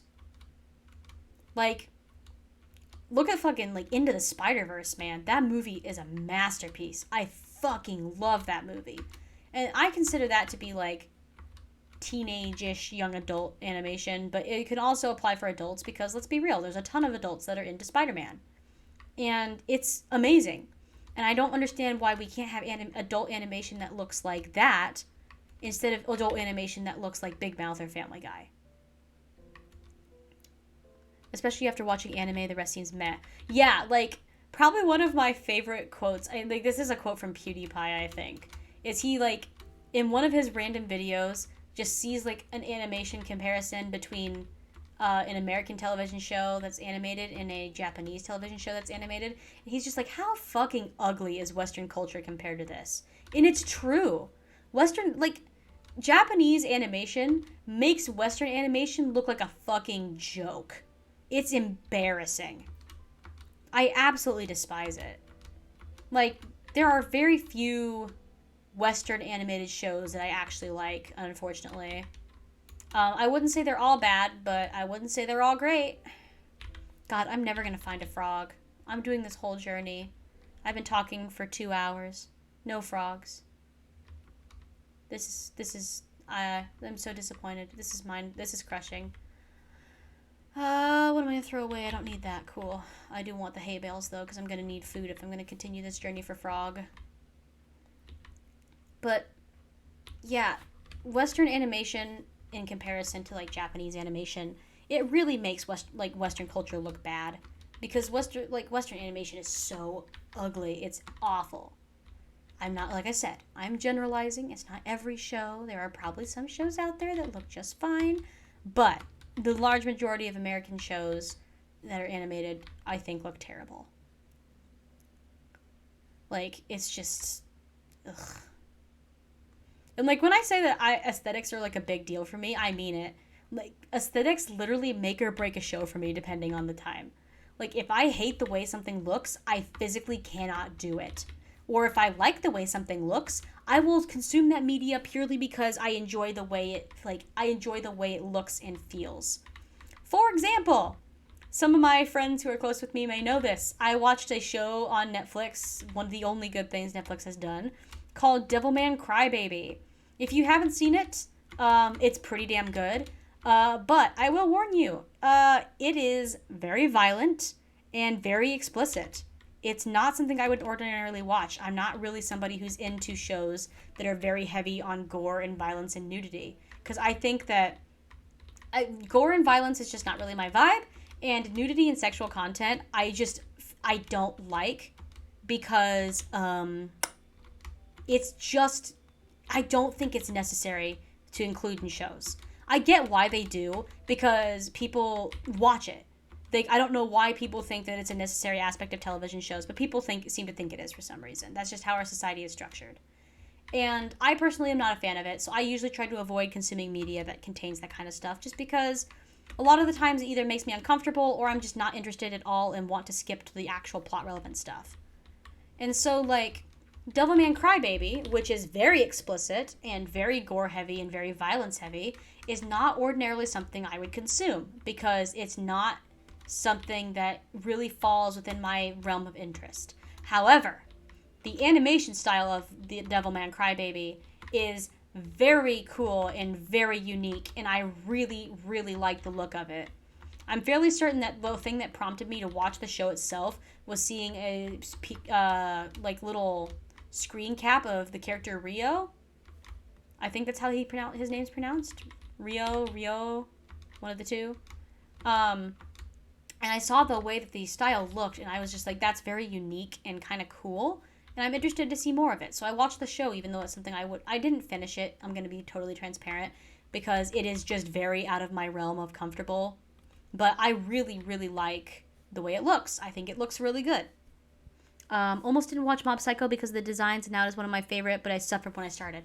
Yes, that is the thing that I am trying to get past because I know Mob Psycho is amazing. It's by the guy who wrote One Punch Man. I know it's going to be fucking awesome because that guy only produces bangers. But I'm also well aware that when he first started producing Mob Psycho and when he first started producing One Punch Man, he drew everything himself and he is not a professional artist. And I respect that. I respect the grind. And so, like, I need to get over it and watch Mob Psycho because I'm kind of in the same boat. I don't really like the style of Mob Psycho, but I know it's a good show. I know it is. I don't even have to have seen an episode to know that that show rocks. And so I need to get over it and start watching it. And I can learn to love an animation style if I didn't like it initially. Oh, you fuckers. I'm not dealing with you. Nah, bye. Bye, bitch. I'm not dealing with you guys. I'm not about to get that stupid bad luck curse. Because I don't have a bucket, so I can't get milk from cows to get rid of it. And I don't want to start a raid on a village because that would be annoying. I'm just trying to find a damn frog. But, yeah. Like, it's just frustrating because I do get recommended a lot of shows where people are like, oh, this show's amazing. You should totally watch it. And I'm like, okay, cool, great. And then I go to watch it, and the animation is just so off-putting. I can't think of the example off the top of my head, but I know there's been a couple cases where I just couldn't watch it. Another example of a show or manga that I've read or watched that is like, I watched purely for aesthetics. I can't remember the name of it, but I read very recently a really cute slice of life manga that was drawn in like the original like 90s retro anime style, which I thought was really fun. I liked it. It was something kind of unique and cool that you don't really see done a whole lot these days. And I liked it quite a bit. If I remember correctly, I actually think I ordered a paper copy of it because I originally read it online, but I liked it enough that I didn't want to read the fan translation anymore and I wanted to read the actual translation. So, one second, I'm going to take a drink.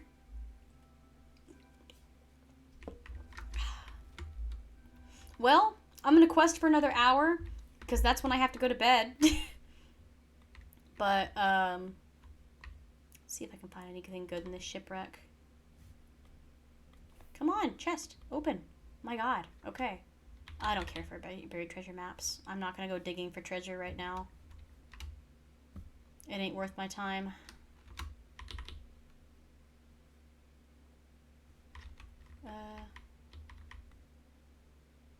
I'm gonna drown.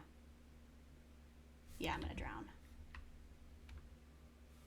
I'm just gonna mine down from the top. That'll be easier. I have an axe. What am I doing?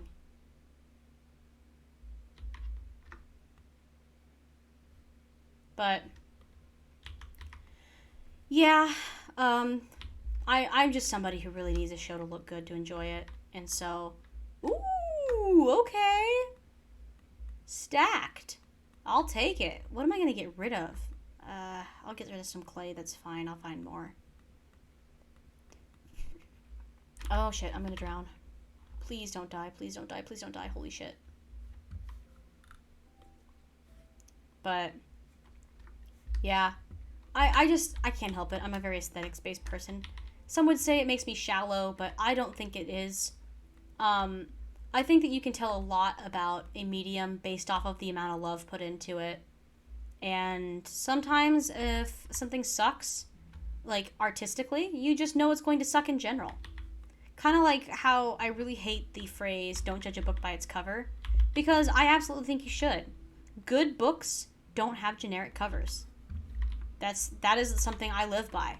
If a book is good, the cover should be unique and fun and eye-catching and something that somebody would actually want to pick up and read. Generic covers equal generic stories 90% of the time. Once again, this is a generalization that doesn't apply to everything, but I find in my personal experience that stuff that has a unique cover is generally some of my favorite material. For example, one of my all-time favorite book series is a duology by Leigh Bardugo. It's also like one of the only good like Netflix series they're producing right now. Is they're producing a television show based off of this book series, which they have to finish before they go out of business. Or Netflix, I swear to God, you're canceled from existence. But it's called Six of Crows is the first book, and the second book is called Crooked Kingdom, and they are fabulous books. That is kind of the point of a cover, exactly. Yeah, exactly. People always say don't judge a book by its cover. Well, they're full of shit. You absolutely should. Six of Crows and Crooked Kingdom. One of my favorite book series of all time. I absolutely adore them. The characters are super interesting. The story is very fun. It is actually probably one of the only series I've ever read where I actually think the sequel is better than the first one. It's not very common that happens, but I think it is. I think Crooked Kingdom is the better of the two. Which, to be fair, Six of Crows, a lot of it is spent on just story setup and etc. and character development. But Crooked Kingdom is the better of the two. And the entire reason I ever read that series was because Crooked Kingdom and Six of Crows in particular is a very, very cool book. It has a very cool, a hardcover design. And I don't know if this is every copy or if it's only Barnes & Noble exclusive copies. I could be mixing the two up. But they produced this really, really cool dust cover for their hardcover of the book. And if you look at the dust cover underneath of it is completely black. It's like bound in completely black material. And they also dyed the edges of the pages black. So when the book is on the shelf, even if the pages are facing outward, the whole thing is just this like slick black book.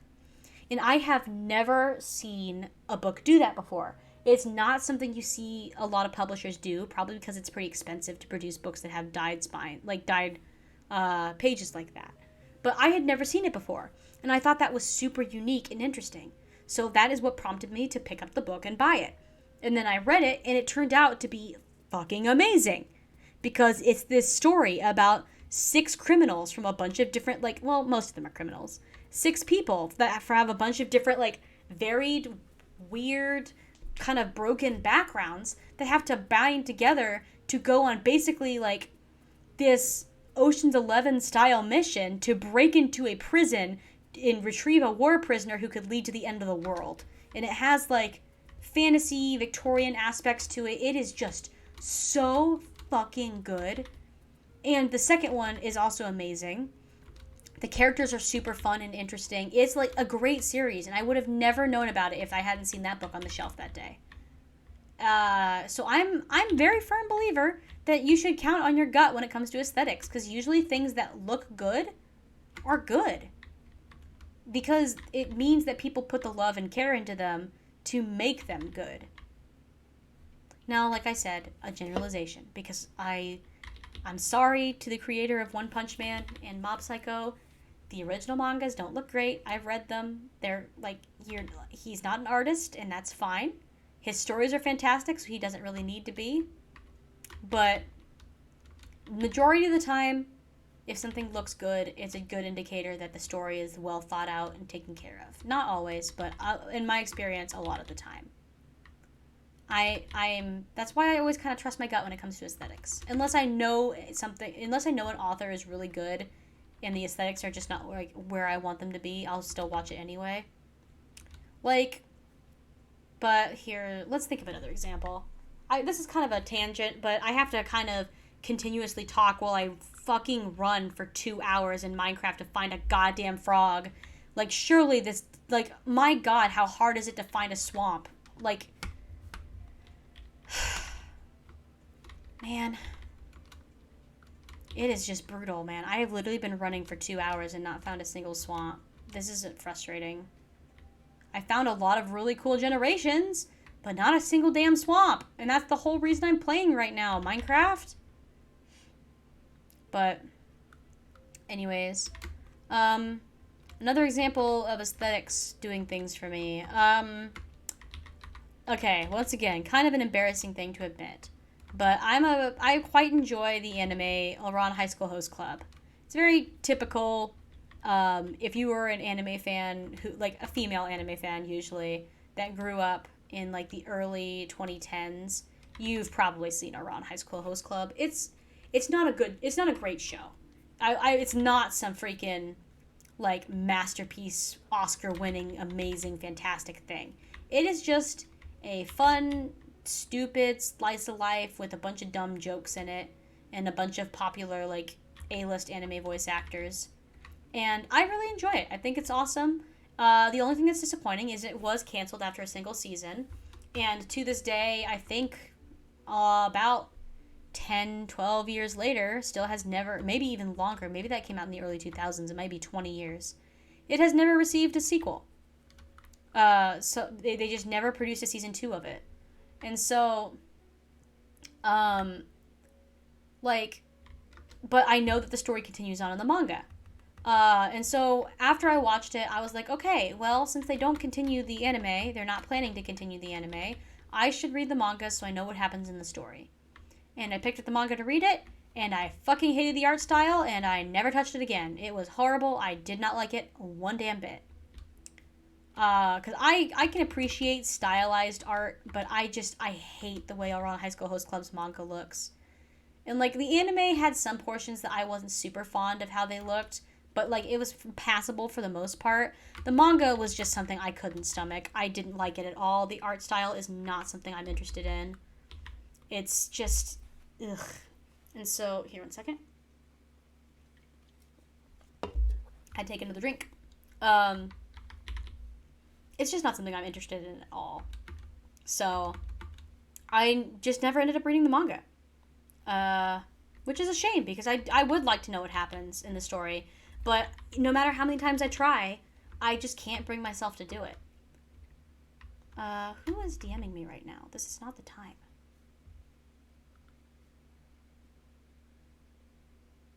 Whomst? No. I don't have time. I'm playing Minecraft, trying to find a frog. But, anyways. Example of, like, animes that have varying styles but are still good, would be, call me a furry all you want, Beastars.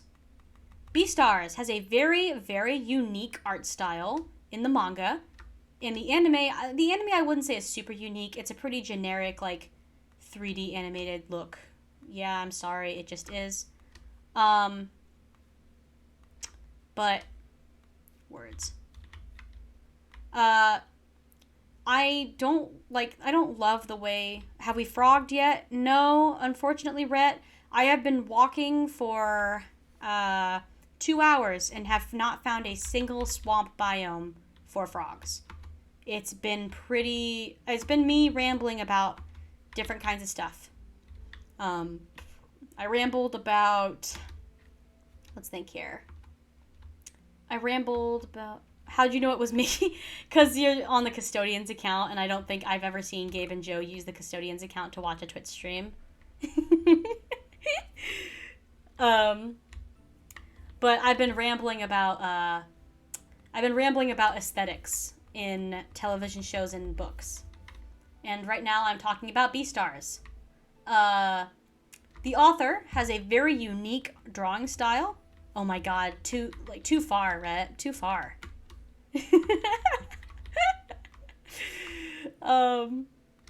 The author has a super unique style, which I really appreciate.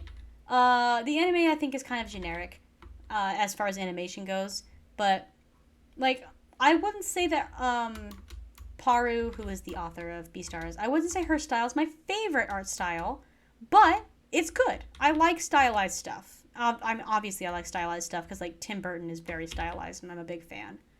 But, like, Yeah, man. Rhett, are you in Discord? You want to join the stream and chat while I search for frog? Because I mean, it might be kind of fun to talk to somebody instead of hearing me ramble about art and my opinions for the 2 hours more. Here, 1 second. I think I saw you in one of the rooms. Oh, you left the VC. Rip. Never mind. Man. Well, I guess I won't. Anyways, what I was saying was, let's think. What was I saying? Did I get a notification? I did not. Okay, cool. You're on? Sick. I'll join. Where are you at in VC, my guy? Ah, I see ya. Up I go. Hello? Hello! Hey, how's it going? Going good. Good. Mute the stream. But yeah. Yes, it is I, Rhett, Captain the Custodians, and I'm fucking watching your stream. I'm not playing. That's very fair. I've never been in this position before. Really? I guess I'm used to it because I'm always just chilling on your streams, and now we're doing an Uno reverse card here. Exactly. Here to be sure. Which by the way, would you do me a quick favor and just check to make sure they can hear you through my stream? Sure. They can, but I am very quiet. Okay. Let me turn you up in Discord. I can always just turn myself up. Pretty good at that. Okay. I also turned you up in Discord a little bit, so hopefully that will help. Folks that are in chat, if you have any issues hearing, just please let me know and I will adjust accordingly. But yeah, I've basically been rambling about aesthetics for the past 2 hours while I run in a straight line looking for a fucking swamp. Well, I mean, you'll find it eventually. Just keep on trucking along. I hope so, man. I was so excited for this new update, and I was gonna do frogs. I got all the supplies to make, a super cute house. And I'm not even gonna have a time to do that stuff before I have to go to bed. I have to go to sleep in an hour. I'm only gonna have time to, look for frog. Big rip. Is it only frogs? Is that the only update? No, this is the wild update, so they included, mangrove forests, fireflies, and frogs. All of which are in swamps. Love to see a mangrove forest. Yeah, I know. Well, the whole reason I knew that the update had even come out is that Who is Discord DMing me right now? This is not the time. Why is this occurring? Why? Who's doing this? I can't find the messages, but I keep hearing them pop up in my stream. Okay. I'm going to stop getting distracted and continue talking. The reason I found out the Minecraft update was out was I opened Minecraft to play while I was just sitting in a call with, Joe, Gabe, not Joe, but Gabe and the others. I was just sitting in a call listening to them play War Thunder or something like that. Yeah, that's them. Yeah, and I opened Minecraft to play it, and I noticed the background was a mangrove forest. And I was like, huh? And I looked at the little corner that tells me the version, and it said 1.9. And I was like, holy shit, the update's out. I didn't even know that was today. So you just hopped on impromptu stream? I think the others can literally attest. I literally said, hey guys, be right back. Left and started a stream and streamed for 2 hours.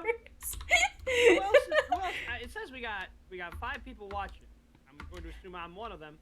Where's everybody else? I am also one. Something in chat. Chatter. I am also a viewer because I'm a scuffed streamer. I don't know how to do streams. So I read chat by having my phone pulled up on my live stream next to my monitor. Ooh, nice. Something. Yeah, Horace is here. Hey, yeah. Horace, how you doing? You farming those channel points with someone else's channel? Hell yeah. Cheating on me, Horace? Fuck yeah. Fuck yeah, Horace is cheating on you. Horace is a Chad. They've been here the whole time, man. All right, I get him for the weekend. You can get him. Fair enough. I try to avoid when you're streaming anyhow. I try to avoid streaming when you stream anyhow. No. Because then if I end for you, which almost certainly is never going to happen because I stream significantly longer. Yeah. You can raid me. I can raid you. Or I can raid you with my 2 viewers.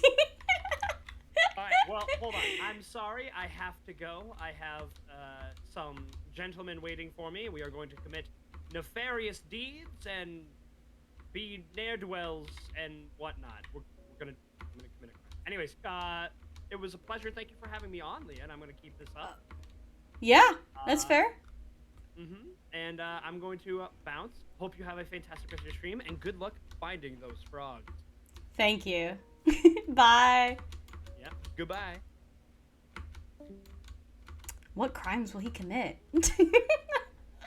I have no idea what he's off to do, but apparently he's off to do some nefarious deeds. Do a little trolling, perhaps. Show me a good time, Jack! I shouldn't say that meme. I don't know the context behind it. I don't know jack shit about Metal Gear.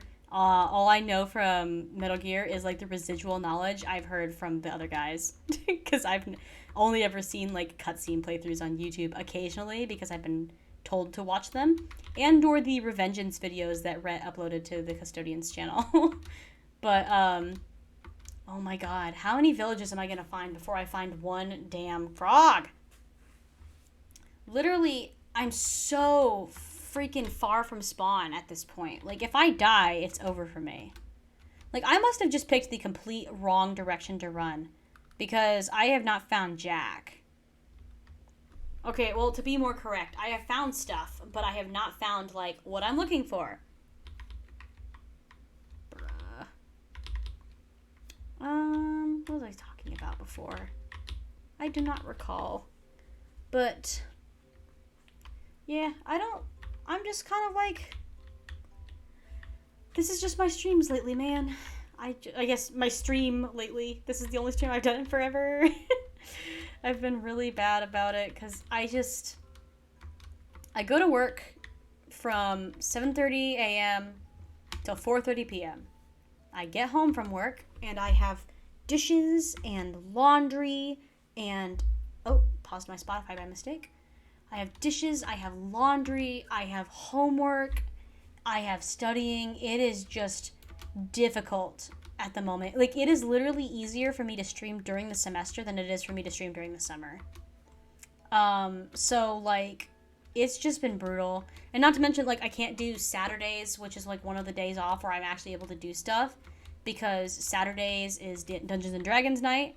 And during the days, I usually am, like, grocery shopping or doing other things that I need to get done that I don't have time for during the week. And Sundays, I don't stream because Sundays is my due date for my homework for my class. And so I'm usually trying to scramble to get that kind of stuff done. So, like, it is just hard to find time. And I have recorded videos. I have got, I think, 2 or 3 videos on deck that literally just need editing and then they're done. I've already recorded them all. I've decided to try, like, a couple new things. I need to continue my Danganronpa 3 playthrough. But I also am starting up a playthrough of Hollow Knight, which was requested by somebody in the Discord, which is pretty epic. Though, unfortunately, I do think I'm going to have to re-record my Hollow Knight episode, which sucks because it sucks to have to, like, blind play through a game and then go back through and replay a section because I had a recording error and I don't know if I'm going to be able to salvage the footage. So I might have to go back through and replay that section of Hollow Knight, which kind of sucks, but it is what it is sometimes. It's part of being an amateur videographer, is that I don't really know what I'm doing, which leads to mistakes and technical errors that can sometimes be detrimental to my episodes. But, so I had Hollow Knight, which I might have to re-record. I need to do my next episode of Danganronpa 3, and I also need to do, okay, this one's kind of exciting. I haven't really announced this anywhere yet, so this will be kind of like a new thing for all you folks that are here. For any of you folks that are familiar with the Portal series, I have played Portal 2, but I've never played Portal 1, because when I was younger, Portal 2 was just what I started with, because it had come out recently, and that was just what I played. And I've never, to this day, have never played Portal 1. And so I decided to just on a whim. It was on sale. I bought it on Steam, and I'm going to do a semi-blind playthrough of Portal 1, which I think is kind of a fun twist on things because it is 2022, and the likelihood that you're going to get a lot of blind Portal 1 playthroughs in 2022, it's not very likely that it's going to happen. Because let's be real, most people at this point that are familiar with the franchise, most people at this point that are familiar with the franchise are like familiar with the first game because it's the first game.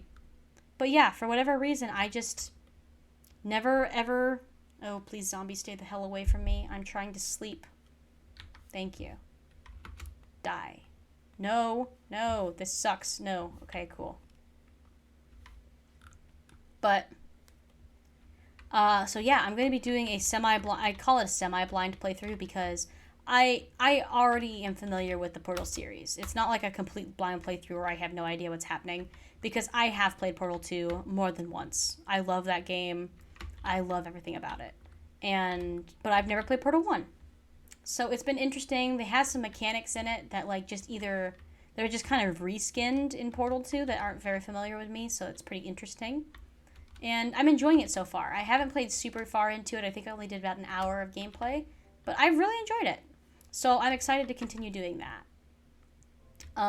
Something else is that I probably in the future will either do more streams or record some videos of me playing Pokemon TCG.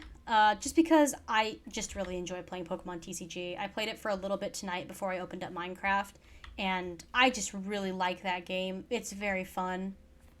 And it's something super low energy. I can just sit down in my chair and be like, okay, it's time to do some Pokemon tonight, and I can fight the computer and not get my ass kicked and look like a dipshit on stream. It'll be great. Because the computer I can usually beat. So, I've got that going for me at least. Man, I should have titled the stream running for like 2 hours in Minecraft and finding nothing. God. Still no swamp. This is brutal. Why is it so hard to find? Like, did they lower the generation for swamps in the update? Like, I have not found a single one, and I've been running for almost like 2.5 hours. To be fair, I did waste a lot of time in a cave, but like, my god, it shouldn't be this hard. When I play on my general Minecraft server, I've usually found swamps by now, which of course that's helped by the fact that I can use /RTP, but like, still, that's a big ruined portal over there, my god.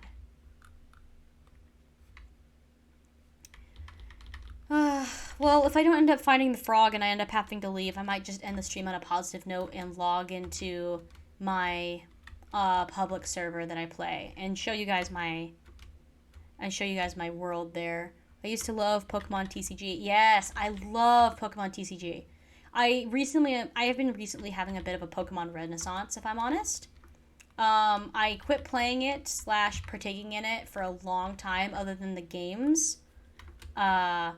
Because I just didn't collect the cards anymore. I didn't collect them I hadn't collected them since I was a kid. I still have like all my old Pokemon merch. I never did get rid of any of it because it's super nostalgic for me.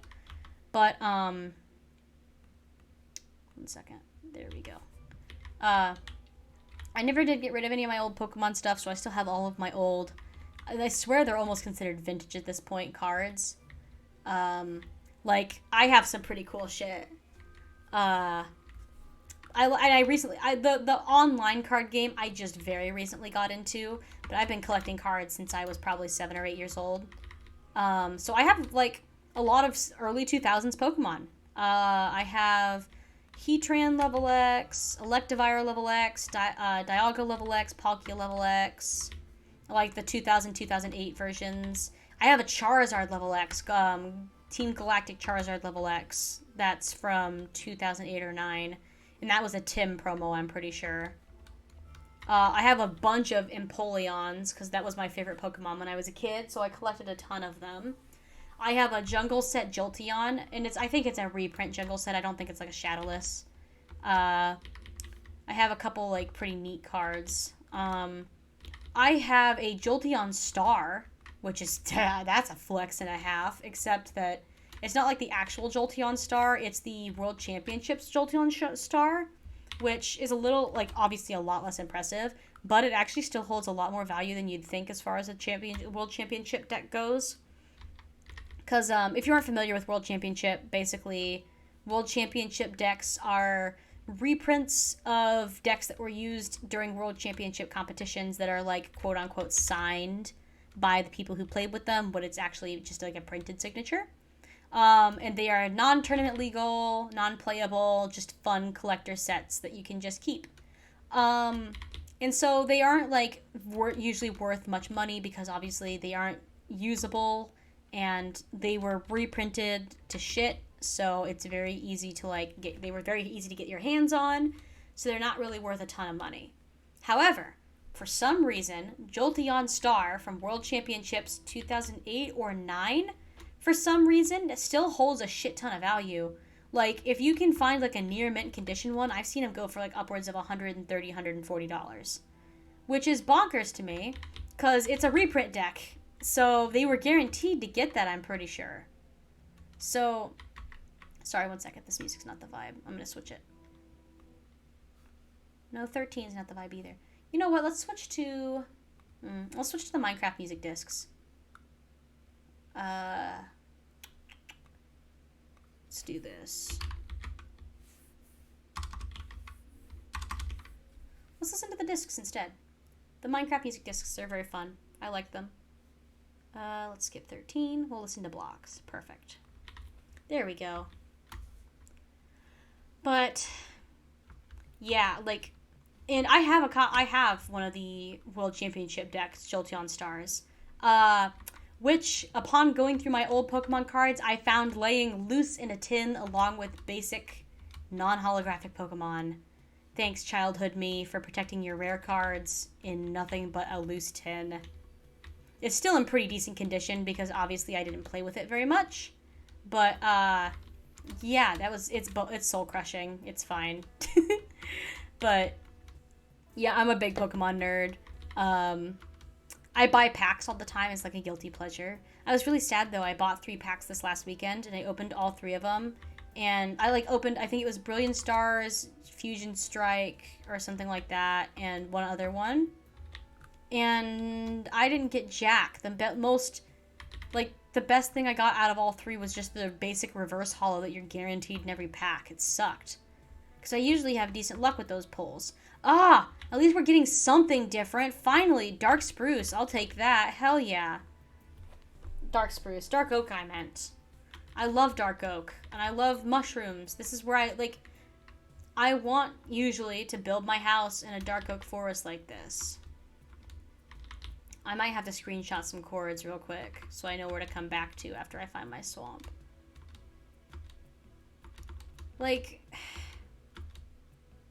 Yeah. But I love Pokemon, and I just recently started getting into the online TCG because nobody I know plays Pokemon anymore.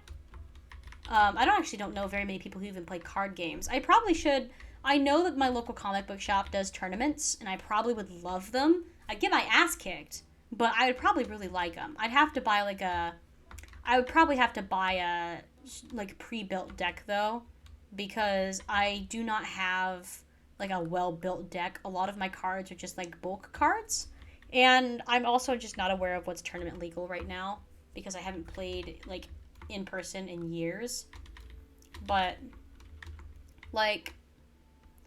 I'm a big fan of the Pokemon TCG. I think it's super fun. I love playing the online version, and so perhaps in the future I will do some more of that.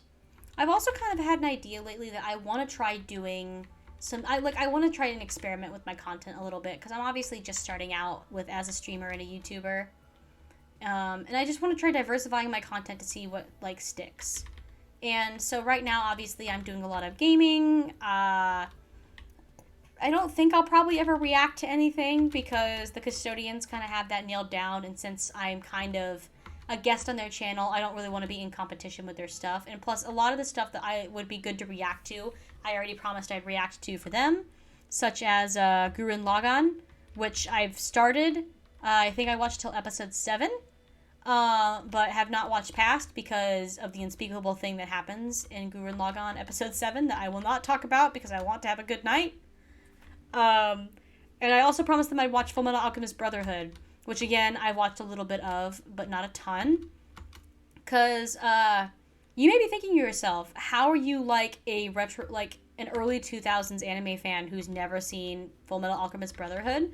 And I'll tell you why. I watched the original Full Metal Alchemist, not Brotherhood. Because that when I was a kid, that is the one I saw. I didn't know, and so, um, I've seen the original Full Metal almost all the way through. I've never seen Brotherhood, and I promised I would react to Brotherhood on the Custodians channel as like a special, which hopefully wasn't meant to be a surprise. If it was, then you did not hear this. Um, but I might do that eventually in the future. We'll have to see. Once again, it depends on my schedule and partly my motivation as well. Because for whatever reason, sometimes I can't even find the motivation to like actually just watch a television show. About the only show I've been able to keep up with lately is Spy. I've been watching Spy Family. I love that show. It is so good. Anya's adorable. Yora's so sweet. I just love it. I love that show.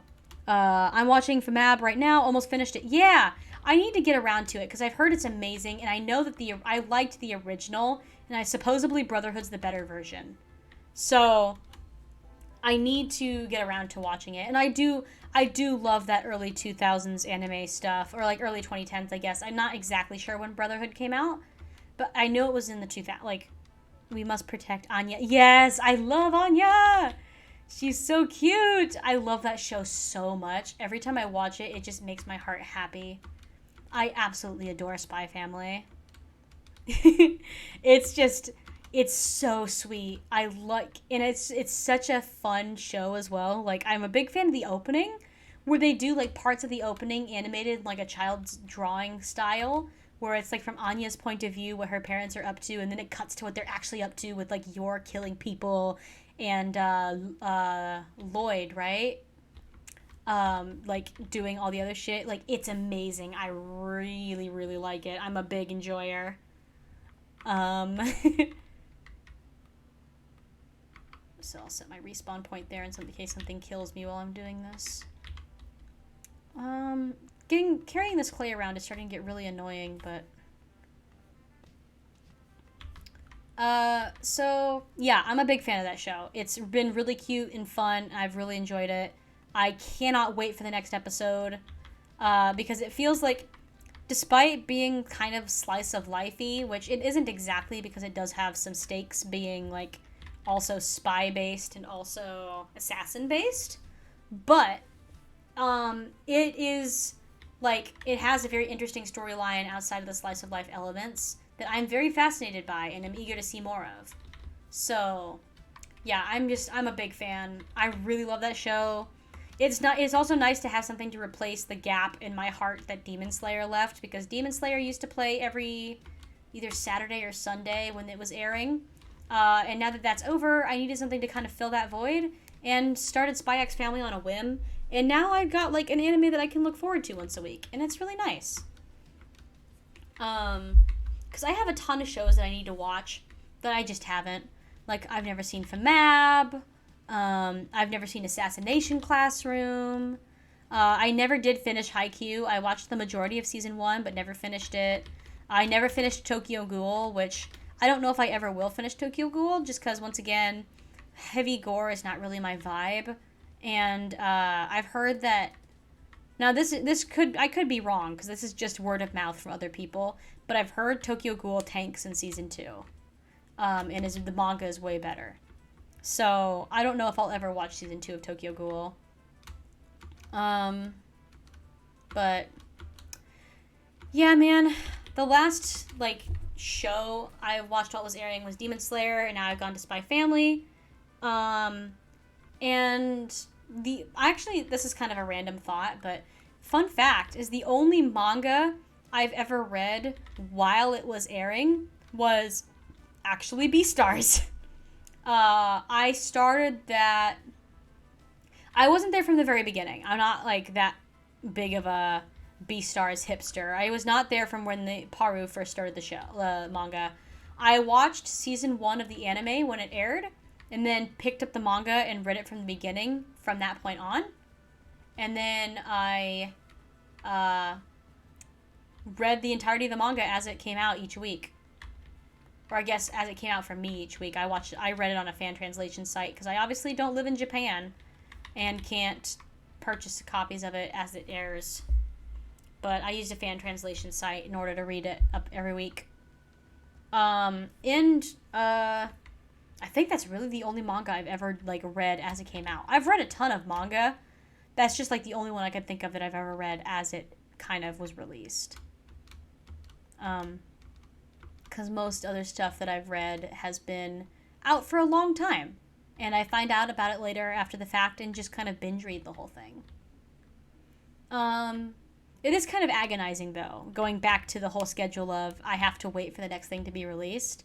I've been suffering with that through A, Spy X Family and Demon Slayer, and B, I'm also a big fan of a property which you may have heard of. It's been on the internet for a hot minute, called The Adventure Zone, which is a Dungeons & Dragons podcast done by the McElroy brothers.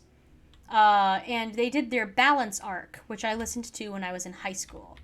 And I loved it. I love Balance. Oh, that's sick. There's armor here. Fuck yeah. Finally, some good damn news. My God. It's like, I'm fucking like that Gordon Ramsay meme. Finally, some good fucking food. Finally, some good shit. Now all I'm missing is pants. Sick. Okay, cool. But, what was I talking about? Oh shit, I've lost my train of thought. I got so excited about the armor that I've completely forgotten my point. Oh no. Oh no. What was I saying? I was talking about manga. I've read a ton of manga. I just have never really read anything while it aired. Oh no. I've completely forgot what I was just saying. No thoughts, head empty. Oh god. Well, shit. Well, sorry. I guess that's the end of that thought because I can't remember what I was saying. Oh, I'm so bad about doing that, man. But all right, we're gonna play about 10 more minutes of looking for fucking frogs. And if I don't find frogs in the next 10 minutes, I'm gonna switch to my pub server and just give you guys a tour of my public server. Because I want the stream to end on a high note, and being a failure at frogs is not a high note. I've only read 3 mangas, all live. They are ending. It's really sad after all these years. Yeah, that's the thing. Is it would be really it is really soul crushing when something like that ends. Like when Beastars ended, I was sad. I was really upset because I loved reading the updates every week. It gave me something to look forward to, and I really enjoyed it. But at the same time, I kind of try to look at it like this. All good things must come to an end. Stuff that is drawn out for a long period of time is just, the quality just eventually drops, and it's unfortunate that it has to be that way. Like, this is a completely arbitrary example, but it's the first thing that popped into my head. If you've ever seen or heard of the show Voltron Legendary Defender, it was an animated version of the Voltron series that came out on Netflix. I think it came out when I was in high school, so probably about 2016 or so. But basically, the first season was great. I watched that show as it came out on Netflix. I started it I started it very soon after season 1 came out, and then followed it religiously as each season was released thereafter. And it started out fantastic. Some people didn't love it. I always did. I thought it was a really good show, and I really enjoyed it. But the thing is kind of spoilery for the show. I think the show should have ended after they defeated, I think his name was Zarkon or something like that. The big bad guy. That's the big buff bad dude. They fight him and he dies or something.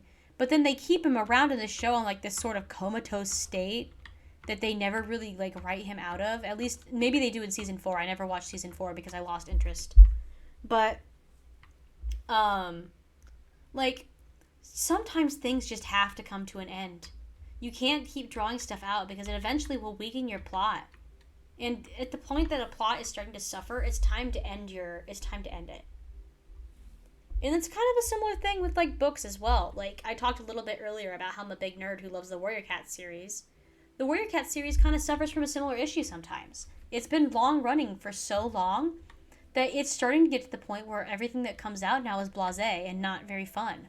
And that's not always true. They have had some pretty neat ideas in the most recent arcs, but I have to say that I kind of subscribe to the idea that a lot of Warrior Cats YouTubers have, which is that they should kill off some of the characters from the original series instead of keeping them around all the time, because it's really boring to have the same characters for literally 20 to 30 books.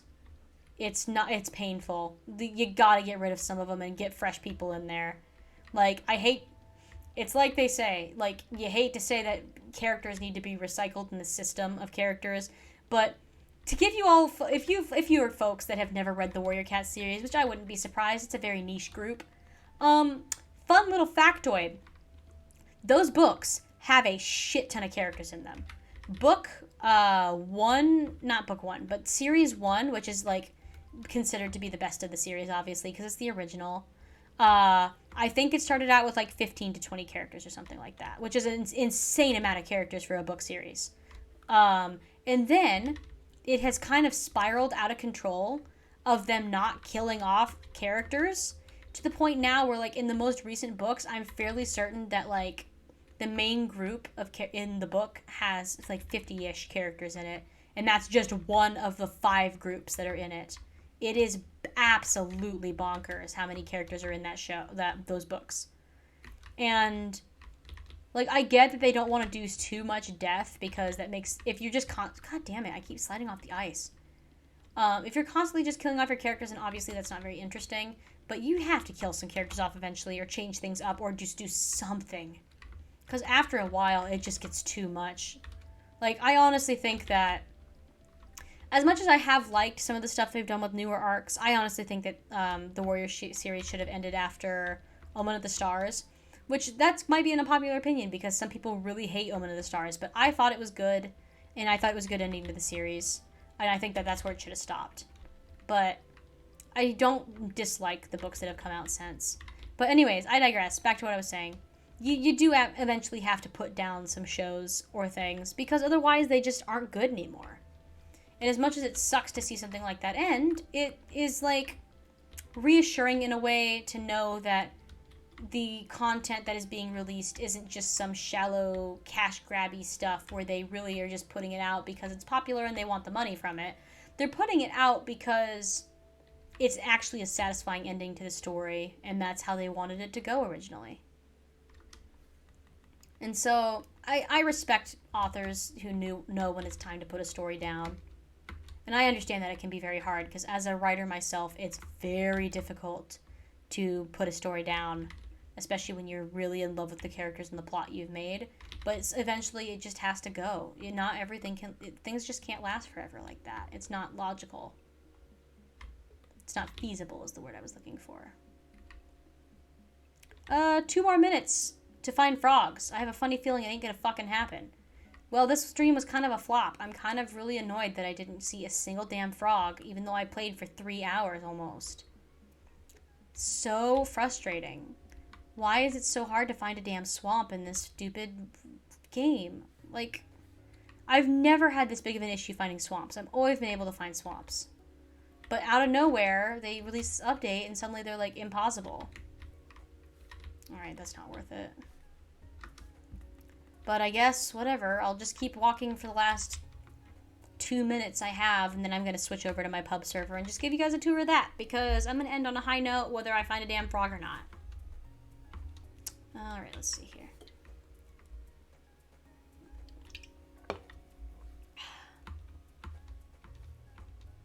But yeah, it is sad to see a long-running series go, though. I totally get it. Beastars was the one for me that it was, like, really crushing to see go, because I read that from relatively early on in the series up until it ended, and so I kind of just feel that way about a lot of shows. When you're, like, finishing something, you just don't want it to be done. I have a theory that that is why I very often just don't finish shows. Simply because I know that when the show's over, the story's over. And sometimes I just don't want that to end, or I just don't want to know how things turn out in the end, because then my brain can provide me with an infinite number of solutions as to how it could continue. Which is kind of why I think that I've always been kind of a fan of open-ended stories. A lot of people are not a fan of it, but I actually really like open-ended stuff because it gives your audience room to think and make up things to themselves and fill in the gaps. So I've always kind of enjoyed it, but I know it's not everybody's cup of tea, which is very fair. It is kind of a, man, it is nighttime and there is not a single place where I don't see a mob and my axe is about to die. Well, I guess we're just going to have to pull up on these people and hope that I don't perish. Ooh, what is my screen doing right now? What is happening? My god, what is going on? Okay. That was a funky little glitch there. Oh my god, there's a ton of mobs. I might die. This is a bad idea. I'm gonna get in my boat and leave. Bye. I don't want to die. If I went all this way just to die, I'm gonna be so angry. Alright, I'm gonna go to this island. This island only has one spider on it. Surely I can beat a single spider. Okay, cool. Alright, well, that was... What the fuck? Seriously? Minecraft? God. Can't rest now, there's monsters nearby. I just killed the fucking thing. God. Okay. Same, I have seen Supernatural 15 seasons at least 15 times, and I never saw the last 2 seasons. I can't let it go. Yep, I feel that so much, my god. Okay. We're gonna log off of this server for now, and we're gonna play my personal server. Like, my fun server, because I'm sick of that. See this? This is what I want to find. Why couldn't I find this, Minecraft? Can you get, like, this looks like a huge biome. Like, I went for 3 hours. And I couldn't find a single damn swamp. So now, I'm going to go play a server. Because that's what I want to do. I'm going to toggle this chat off. Because, alright. Okay, folks. So, to end things on a high note, I'm going to show you guys around my personal Minecraft server that I play regularly just for fun. I don't think there's a ton of people online now. Yeah, I'm like one of 7 players. It's a little bit messy, but it's home. I'll start from the main house and then lead you from there. Oh no, my character's sad. Well, you know what? That's fitting. She's supposed to be sad. This is a very sad time. I couldn't find any frogs, but I'll switch back to happy now. Let me make sure in OBS that I am back to happy. I am in fact back to happy. Cool. I almost should just get rid of those hotkeys, because those hotkeys make me change expressions all the time, and I always forget. Okay. So, first things first, we'll start in the basement and work my way up. Okay, room number 1. This weird cellar with a single alcohol barrel in it for an alcohol plug-in with 3 parrots. It used to have like 15 parrots, but a bunch of them died. It's unfortunate. This room has a ton of dogs and parrots in it, some bookshelves, my awful storage system, just a bunch of random shulkers thrown all over the place. My goldfish is in there. Chest with potions and discs. My enchanting table, my anvil. And this little piece here is like it's like a pretty old piece of art I did last year for another streamer called Captain Fathom, who streams on this Minecraft server. I knew him before I knew he live streamed. And I drew that little emote for his Twitch channel. I have another copy up here. That's a head that looks like Bakugo, yes, but it's actually a head from my personal skin, because I used to wear Bakugo skin all the time before I made this guy. Or I suppose I edited this guy. I didn't make this from scratch. I'll be totally real with you. These are heads from people I killed in cold blood. This is my painting station. I make paintings through bitmaps in the game. And here's my painting supplies. Yeah, that's my cave. It has fuck you at the top because I used to play this with a friend.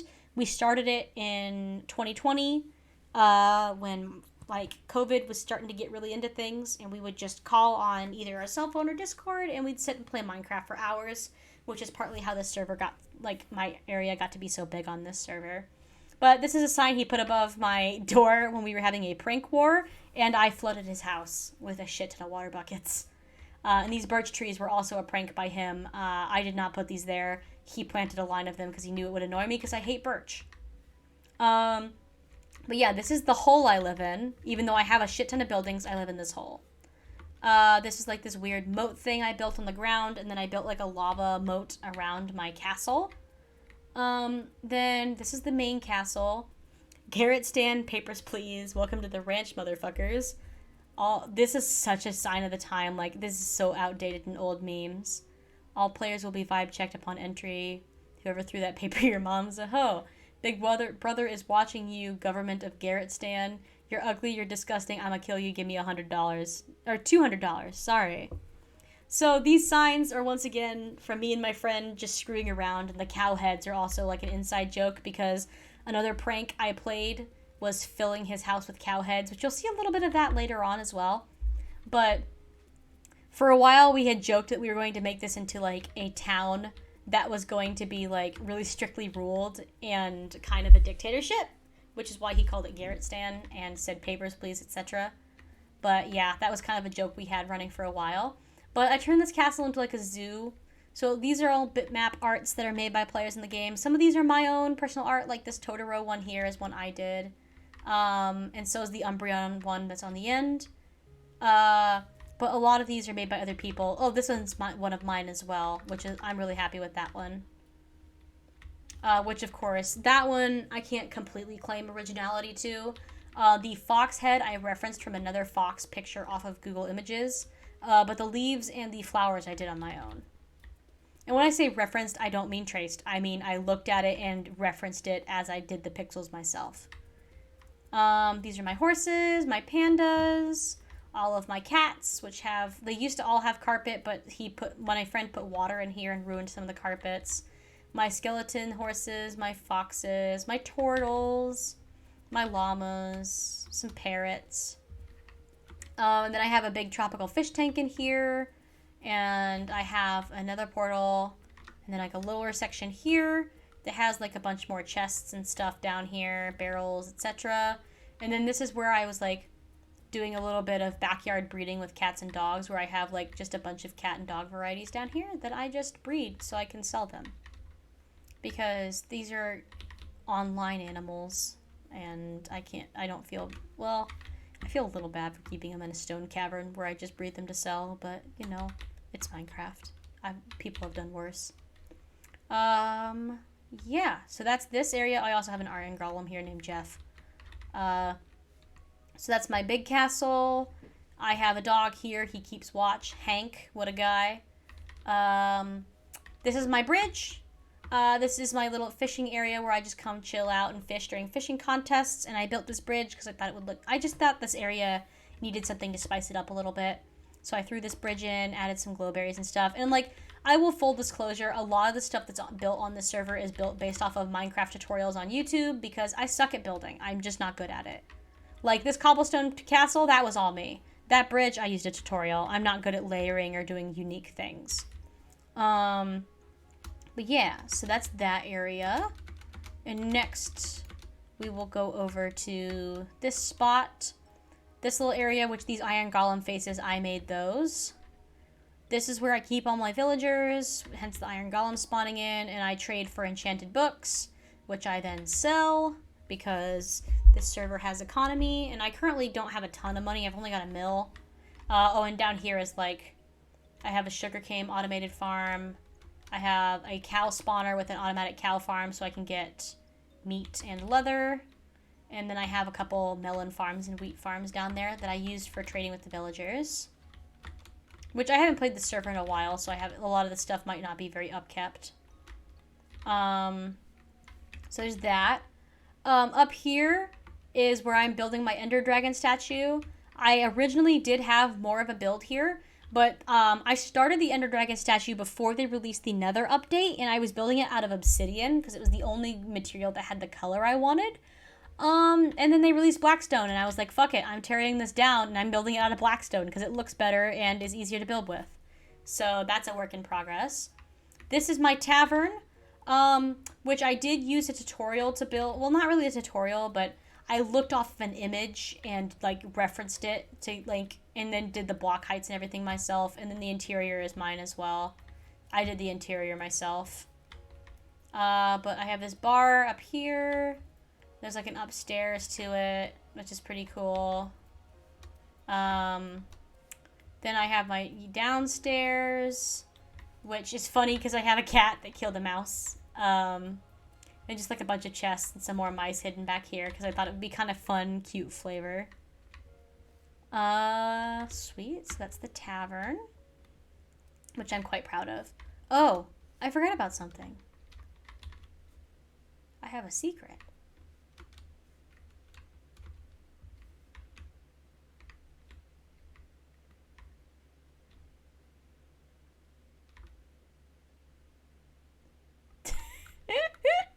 You can totally see what memes were popular when my friend and I were building this place.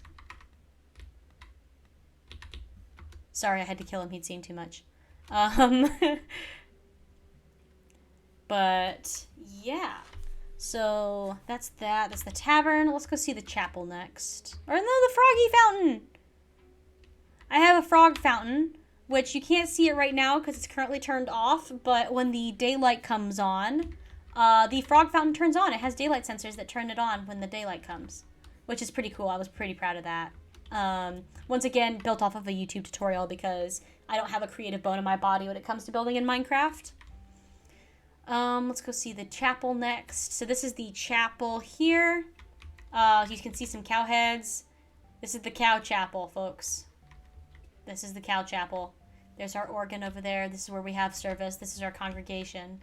And this, my friends, is where we preach. So, for context of this, when my friend and I first started on the server, we created a cult in Minecraft.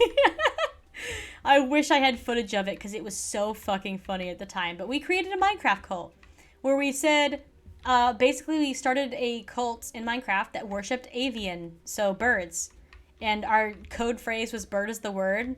And we would basically tell people to come and visit our church, and people would come over here, and we had texts written. Somebody wrote a Bible for us, which was a lot. Somebody wrote hymns for us.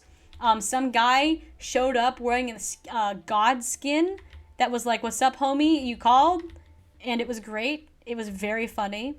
And then after all that died down, because the mods told us we couldn't use religion, so they basically were like, you can't have a cult, and they shut us down. Mods, come on. But, and so basically, after that occurred, we played a prank on my friend and filled the chapel full of cow heads, and we just kind of left it, because it's a pain in the ass to get rid of these things. They're really hard to mine, even with netherite, because no matter how you break them, they have the same breaking speed. So it takes it forever. But yeah, my friend is the one who built this. I did not have any part in the chapel. He did that all himself. I did the landscaping, and that was about it. Then next section over here. This was another one of my friend's builds. He did this. This is his art gallery of the art that he made, which he is also pretty good. This is all his cool stuff that he did. I think my favorite one is this one, My Time in Tibet. I love that one. But yeah, he built this kind of cute little art shop. And this over here is our courthouse. So another thing we did, we joked about, we had joked about some dude was in chat being a dick to us. And we joked we were going to sue him. And we were like, people were like, what are you going to do? Take him to Minecraft court? And so we said, yes, exactly. And I built a Minecraft courthouse. You would not believe the amount of time it took me to gather all this quartz. And you may notice that I've got throughout this build, there's a ton of vines and mushrooms and like mossy carpet growing everywhere. Like it's almost like growing into the buildings, and I have mice in places and stuff. That is because the theme I decided to go for after my friend quit playing and I kind of took over ownership of the entire area is I'm going for like an abandoned city kind of vibe. So a lot of the buildings have vines or cracks or overgrown moss or mice in them just to kind of fit in with that theme. I'm going for a kind of reclaimed by nature thing, which obviously I need to do a lot more work. I never did finish doing the courthouse renovations. Let me kill this creeper real quick. I'll kill a couple creepers, I suppose. Thank you, guys. This area over here is my friend's house. It is very much in a state of disrepair because it was griefed a couple of times and was never fully repaired because he hasn't been back online in a couple years. Oh, the O'Leary wastebasket. His Minecraft username is Father O'Leary. Yep. This is a sign I put above his door. Fuck off. This is a memorial to Fred, which the vines have grown over, which I'm gonna mine. Fred, gone too soon. Fred was our cow that used to chill out here, and he perished, unfortunately. I can't remember the exact circumstances of his death. I think it was a creeper. But this is my friend's house. He has a bunch of art in here as well, which these are all ones he just purchased. He didn't make these. He liked buying really weird, obscure art. And so, like, Stardew Valley Chickens, Odd is out, the Pepe, this really weird one called Walter Flower. Oh, the Walters. It was the dog. That's what it was. So he liked to just buy artwork that he thought was funny and weird and keep it. What was some other stuff? Like, he has, where's the Jesus one? My God, the Jesus. Remnants of the church cult. It's fine. He made the pub sign, which this is pretty cool. This is all stuff he built, except I built his aquarium for him. What's some other ones he has? He has Homer Simpson axe murdering Pikachu, which is interesting. Then he has Deep Fried Rocks bathwater framed on the wall. I don't know the context of that. Then he has a couple Van Goghs, obviously. Oh, and here's another little secret area. Is this the way you get to it? I think it is.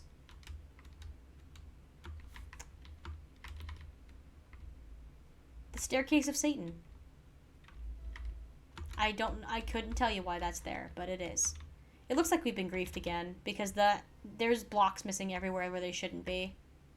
But it's kind of inevitable when you have a build for this long and aren't super active on it. But yeah, this is my friend's house. It's pretty lit. This is his greenhouse that he built, which is pretty cool. Has a lot of really cool paintings in it. It used to look a lot better before it was griefed. Like, obviously, this is not funny. Yeah, he had like a really cool flower arrangement, and his villagers all lived in here. And he had a bunch of like really cool tropical fish, and it looked amazing. And then somebody came in and griefed it, which was really unfortunate. Like that jungle tree was not there either. There's been a lot of griefing happening here, which is inevitable when you play on a public server, honestly. This is the pen where we used to keep a fox, but I think he despawned. This is a giant sign that says bitch. This was another remnant of our prank wars on each other. Oh, somebody also stole the head that was sitting here. Oh, that's a shame.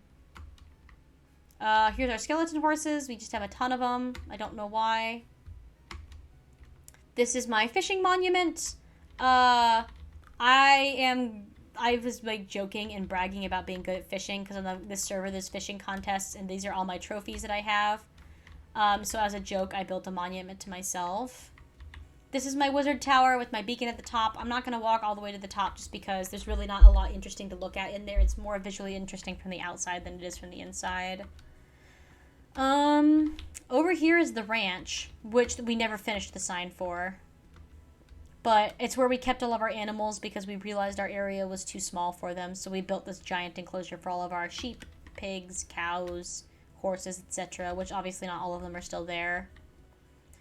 This is my fox statue, which again, I wanted to kind of go for a reclaimed by nature build. So I thought it'd be really cool to have a fox and then use copper so the copper would weather and oxidize.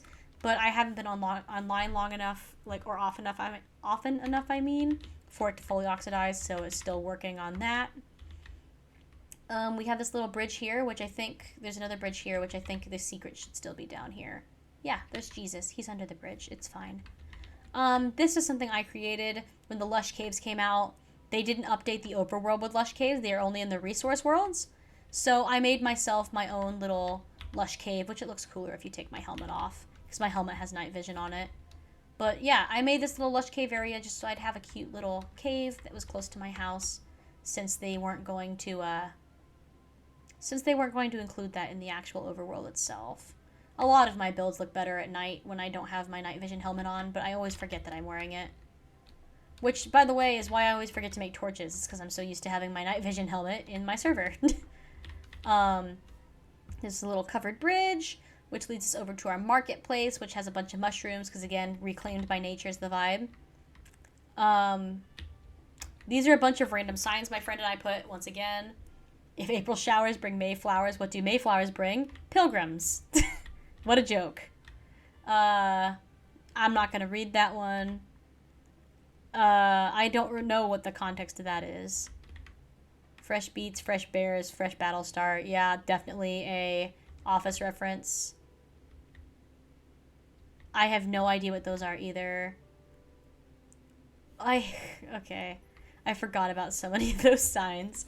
This is my axolotl statue and enclosure. Once again, I used a tutorial to build this. I'm not that creative. There's a bunch of axolotls in the pond. It's cute. This is just set up like a market front, but it's basically just where I organize a bunch of my items.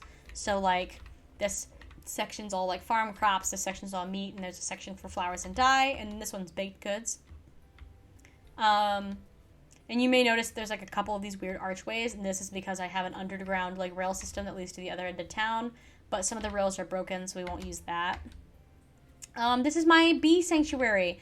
I took a beekeeping class and just felt really moved to make a sanctuary for bees on my Minecraft base. So I just have a ton of bees in here. This is something I built without a tutorial for once, so that was cool. And I also built the giant bee on top. Big mushrooms again. This base here was kind of like low-key illegally usurped because you're not supposed to take over other people's builds, but this was abandoned when we got here, so we kind of took this build over. We don't really use it for anything. It's kind of just empty except for these signs here. Banned persons are grieving little bitches, because all of these people grieved our places. And I took track of all their usernames so that if we ever did actually set up a town here, I would know who not to let in, because they're jerks. And then Yeeter be yeeted motherfuckers, which that sign's been here since the building was put up. And blacklisted from shops is that person because they one time purchased axolotls from me, and then out of nowhere started they purchased like 2 axolotls from me, and then out of nowhere started selling them and undercutting my prices. So basically they bought from me and then used those to breed so they could undercut my shops, which was irritating. This is my pond. Those are my frogs. Very cool. Last little bit is over here. I have my fox statue. There's a lot of foxes here because when we first started the server, we had a fox named Timothy, and it was great. These are my tree houses. They look like crap. I never did finish them. It's a shame, but what are you gonna do?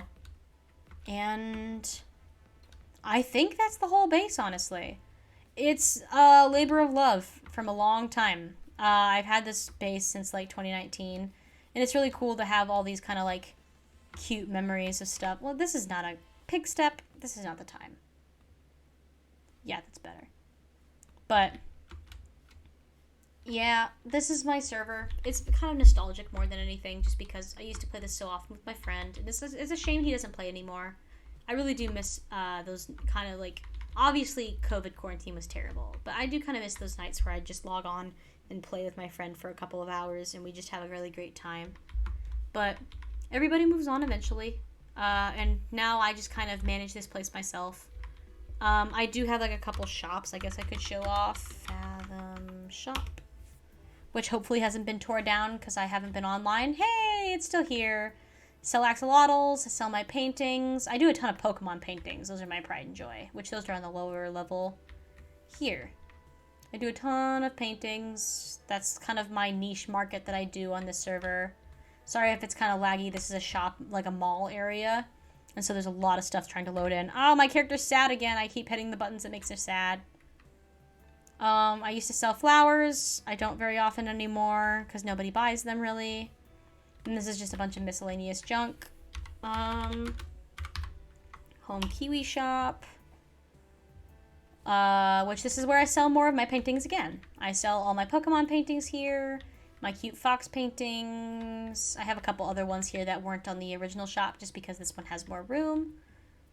I don't think I've updated anything out here. I haven't. Then I have this guy here, which is the glare. I was really sad that the glare was voted out of the mob vote. I really love the glare. This just anxious little shrub. I'm so sad that he's gone. I want him so bad. But what can you do? Am I sad again? Stop being sad. Why am I sad? God, stop being sad. I guess it was probably fitting for me talking about missing the glare. Gone but not forgotten, the glare. I was sad that he didn't win. But what can you do? But yeah, that's my whole Minecraft base. And I do officially need to log off for the night because I have work in the morning at 7:30. So I think that this is probably going to be where I'm calling it, guys. Thank you all so much for everybody who logged in and chilled out with me. It's been really fun. I had a great time. I know that a majority of it was me just rambling about stuff, but I do genuinely enjoy sometimes just hopping on streams and being able to just talk to people while I just hang out. Hopefully next time I play, we'll be able to find some actual frogs and the stream won't be such a disappointment because I played this for 3 hours specifically for the update and then found literally no update content. But sometimes that's just how life is. And yeah, thank you all so much for watching. If you're interested in checking me out on other platforms, you can check me out on Twitch. Well, we're on Twitch now, so you probably already have. But you can check me out on Instagram or on Twitter. I don't post there super frequently, but I'm hoping to. See, like, that could have been us. I could have had you. I could have had that frog. It would have been great.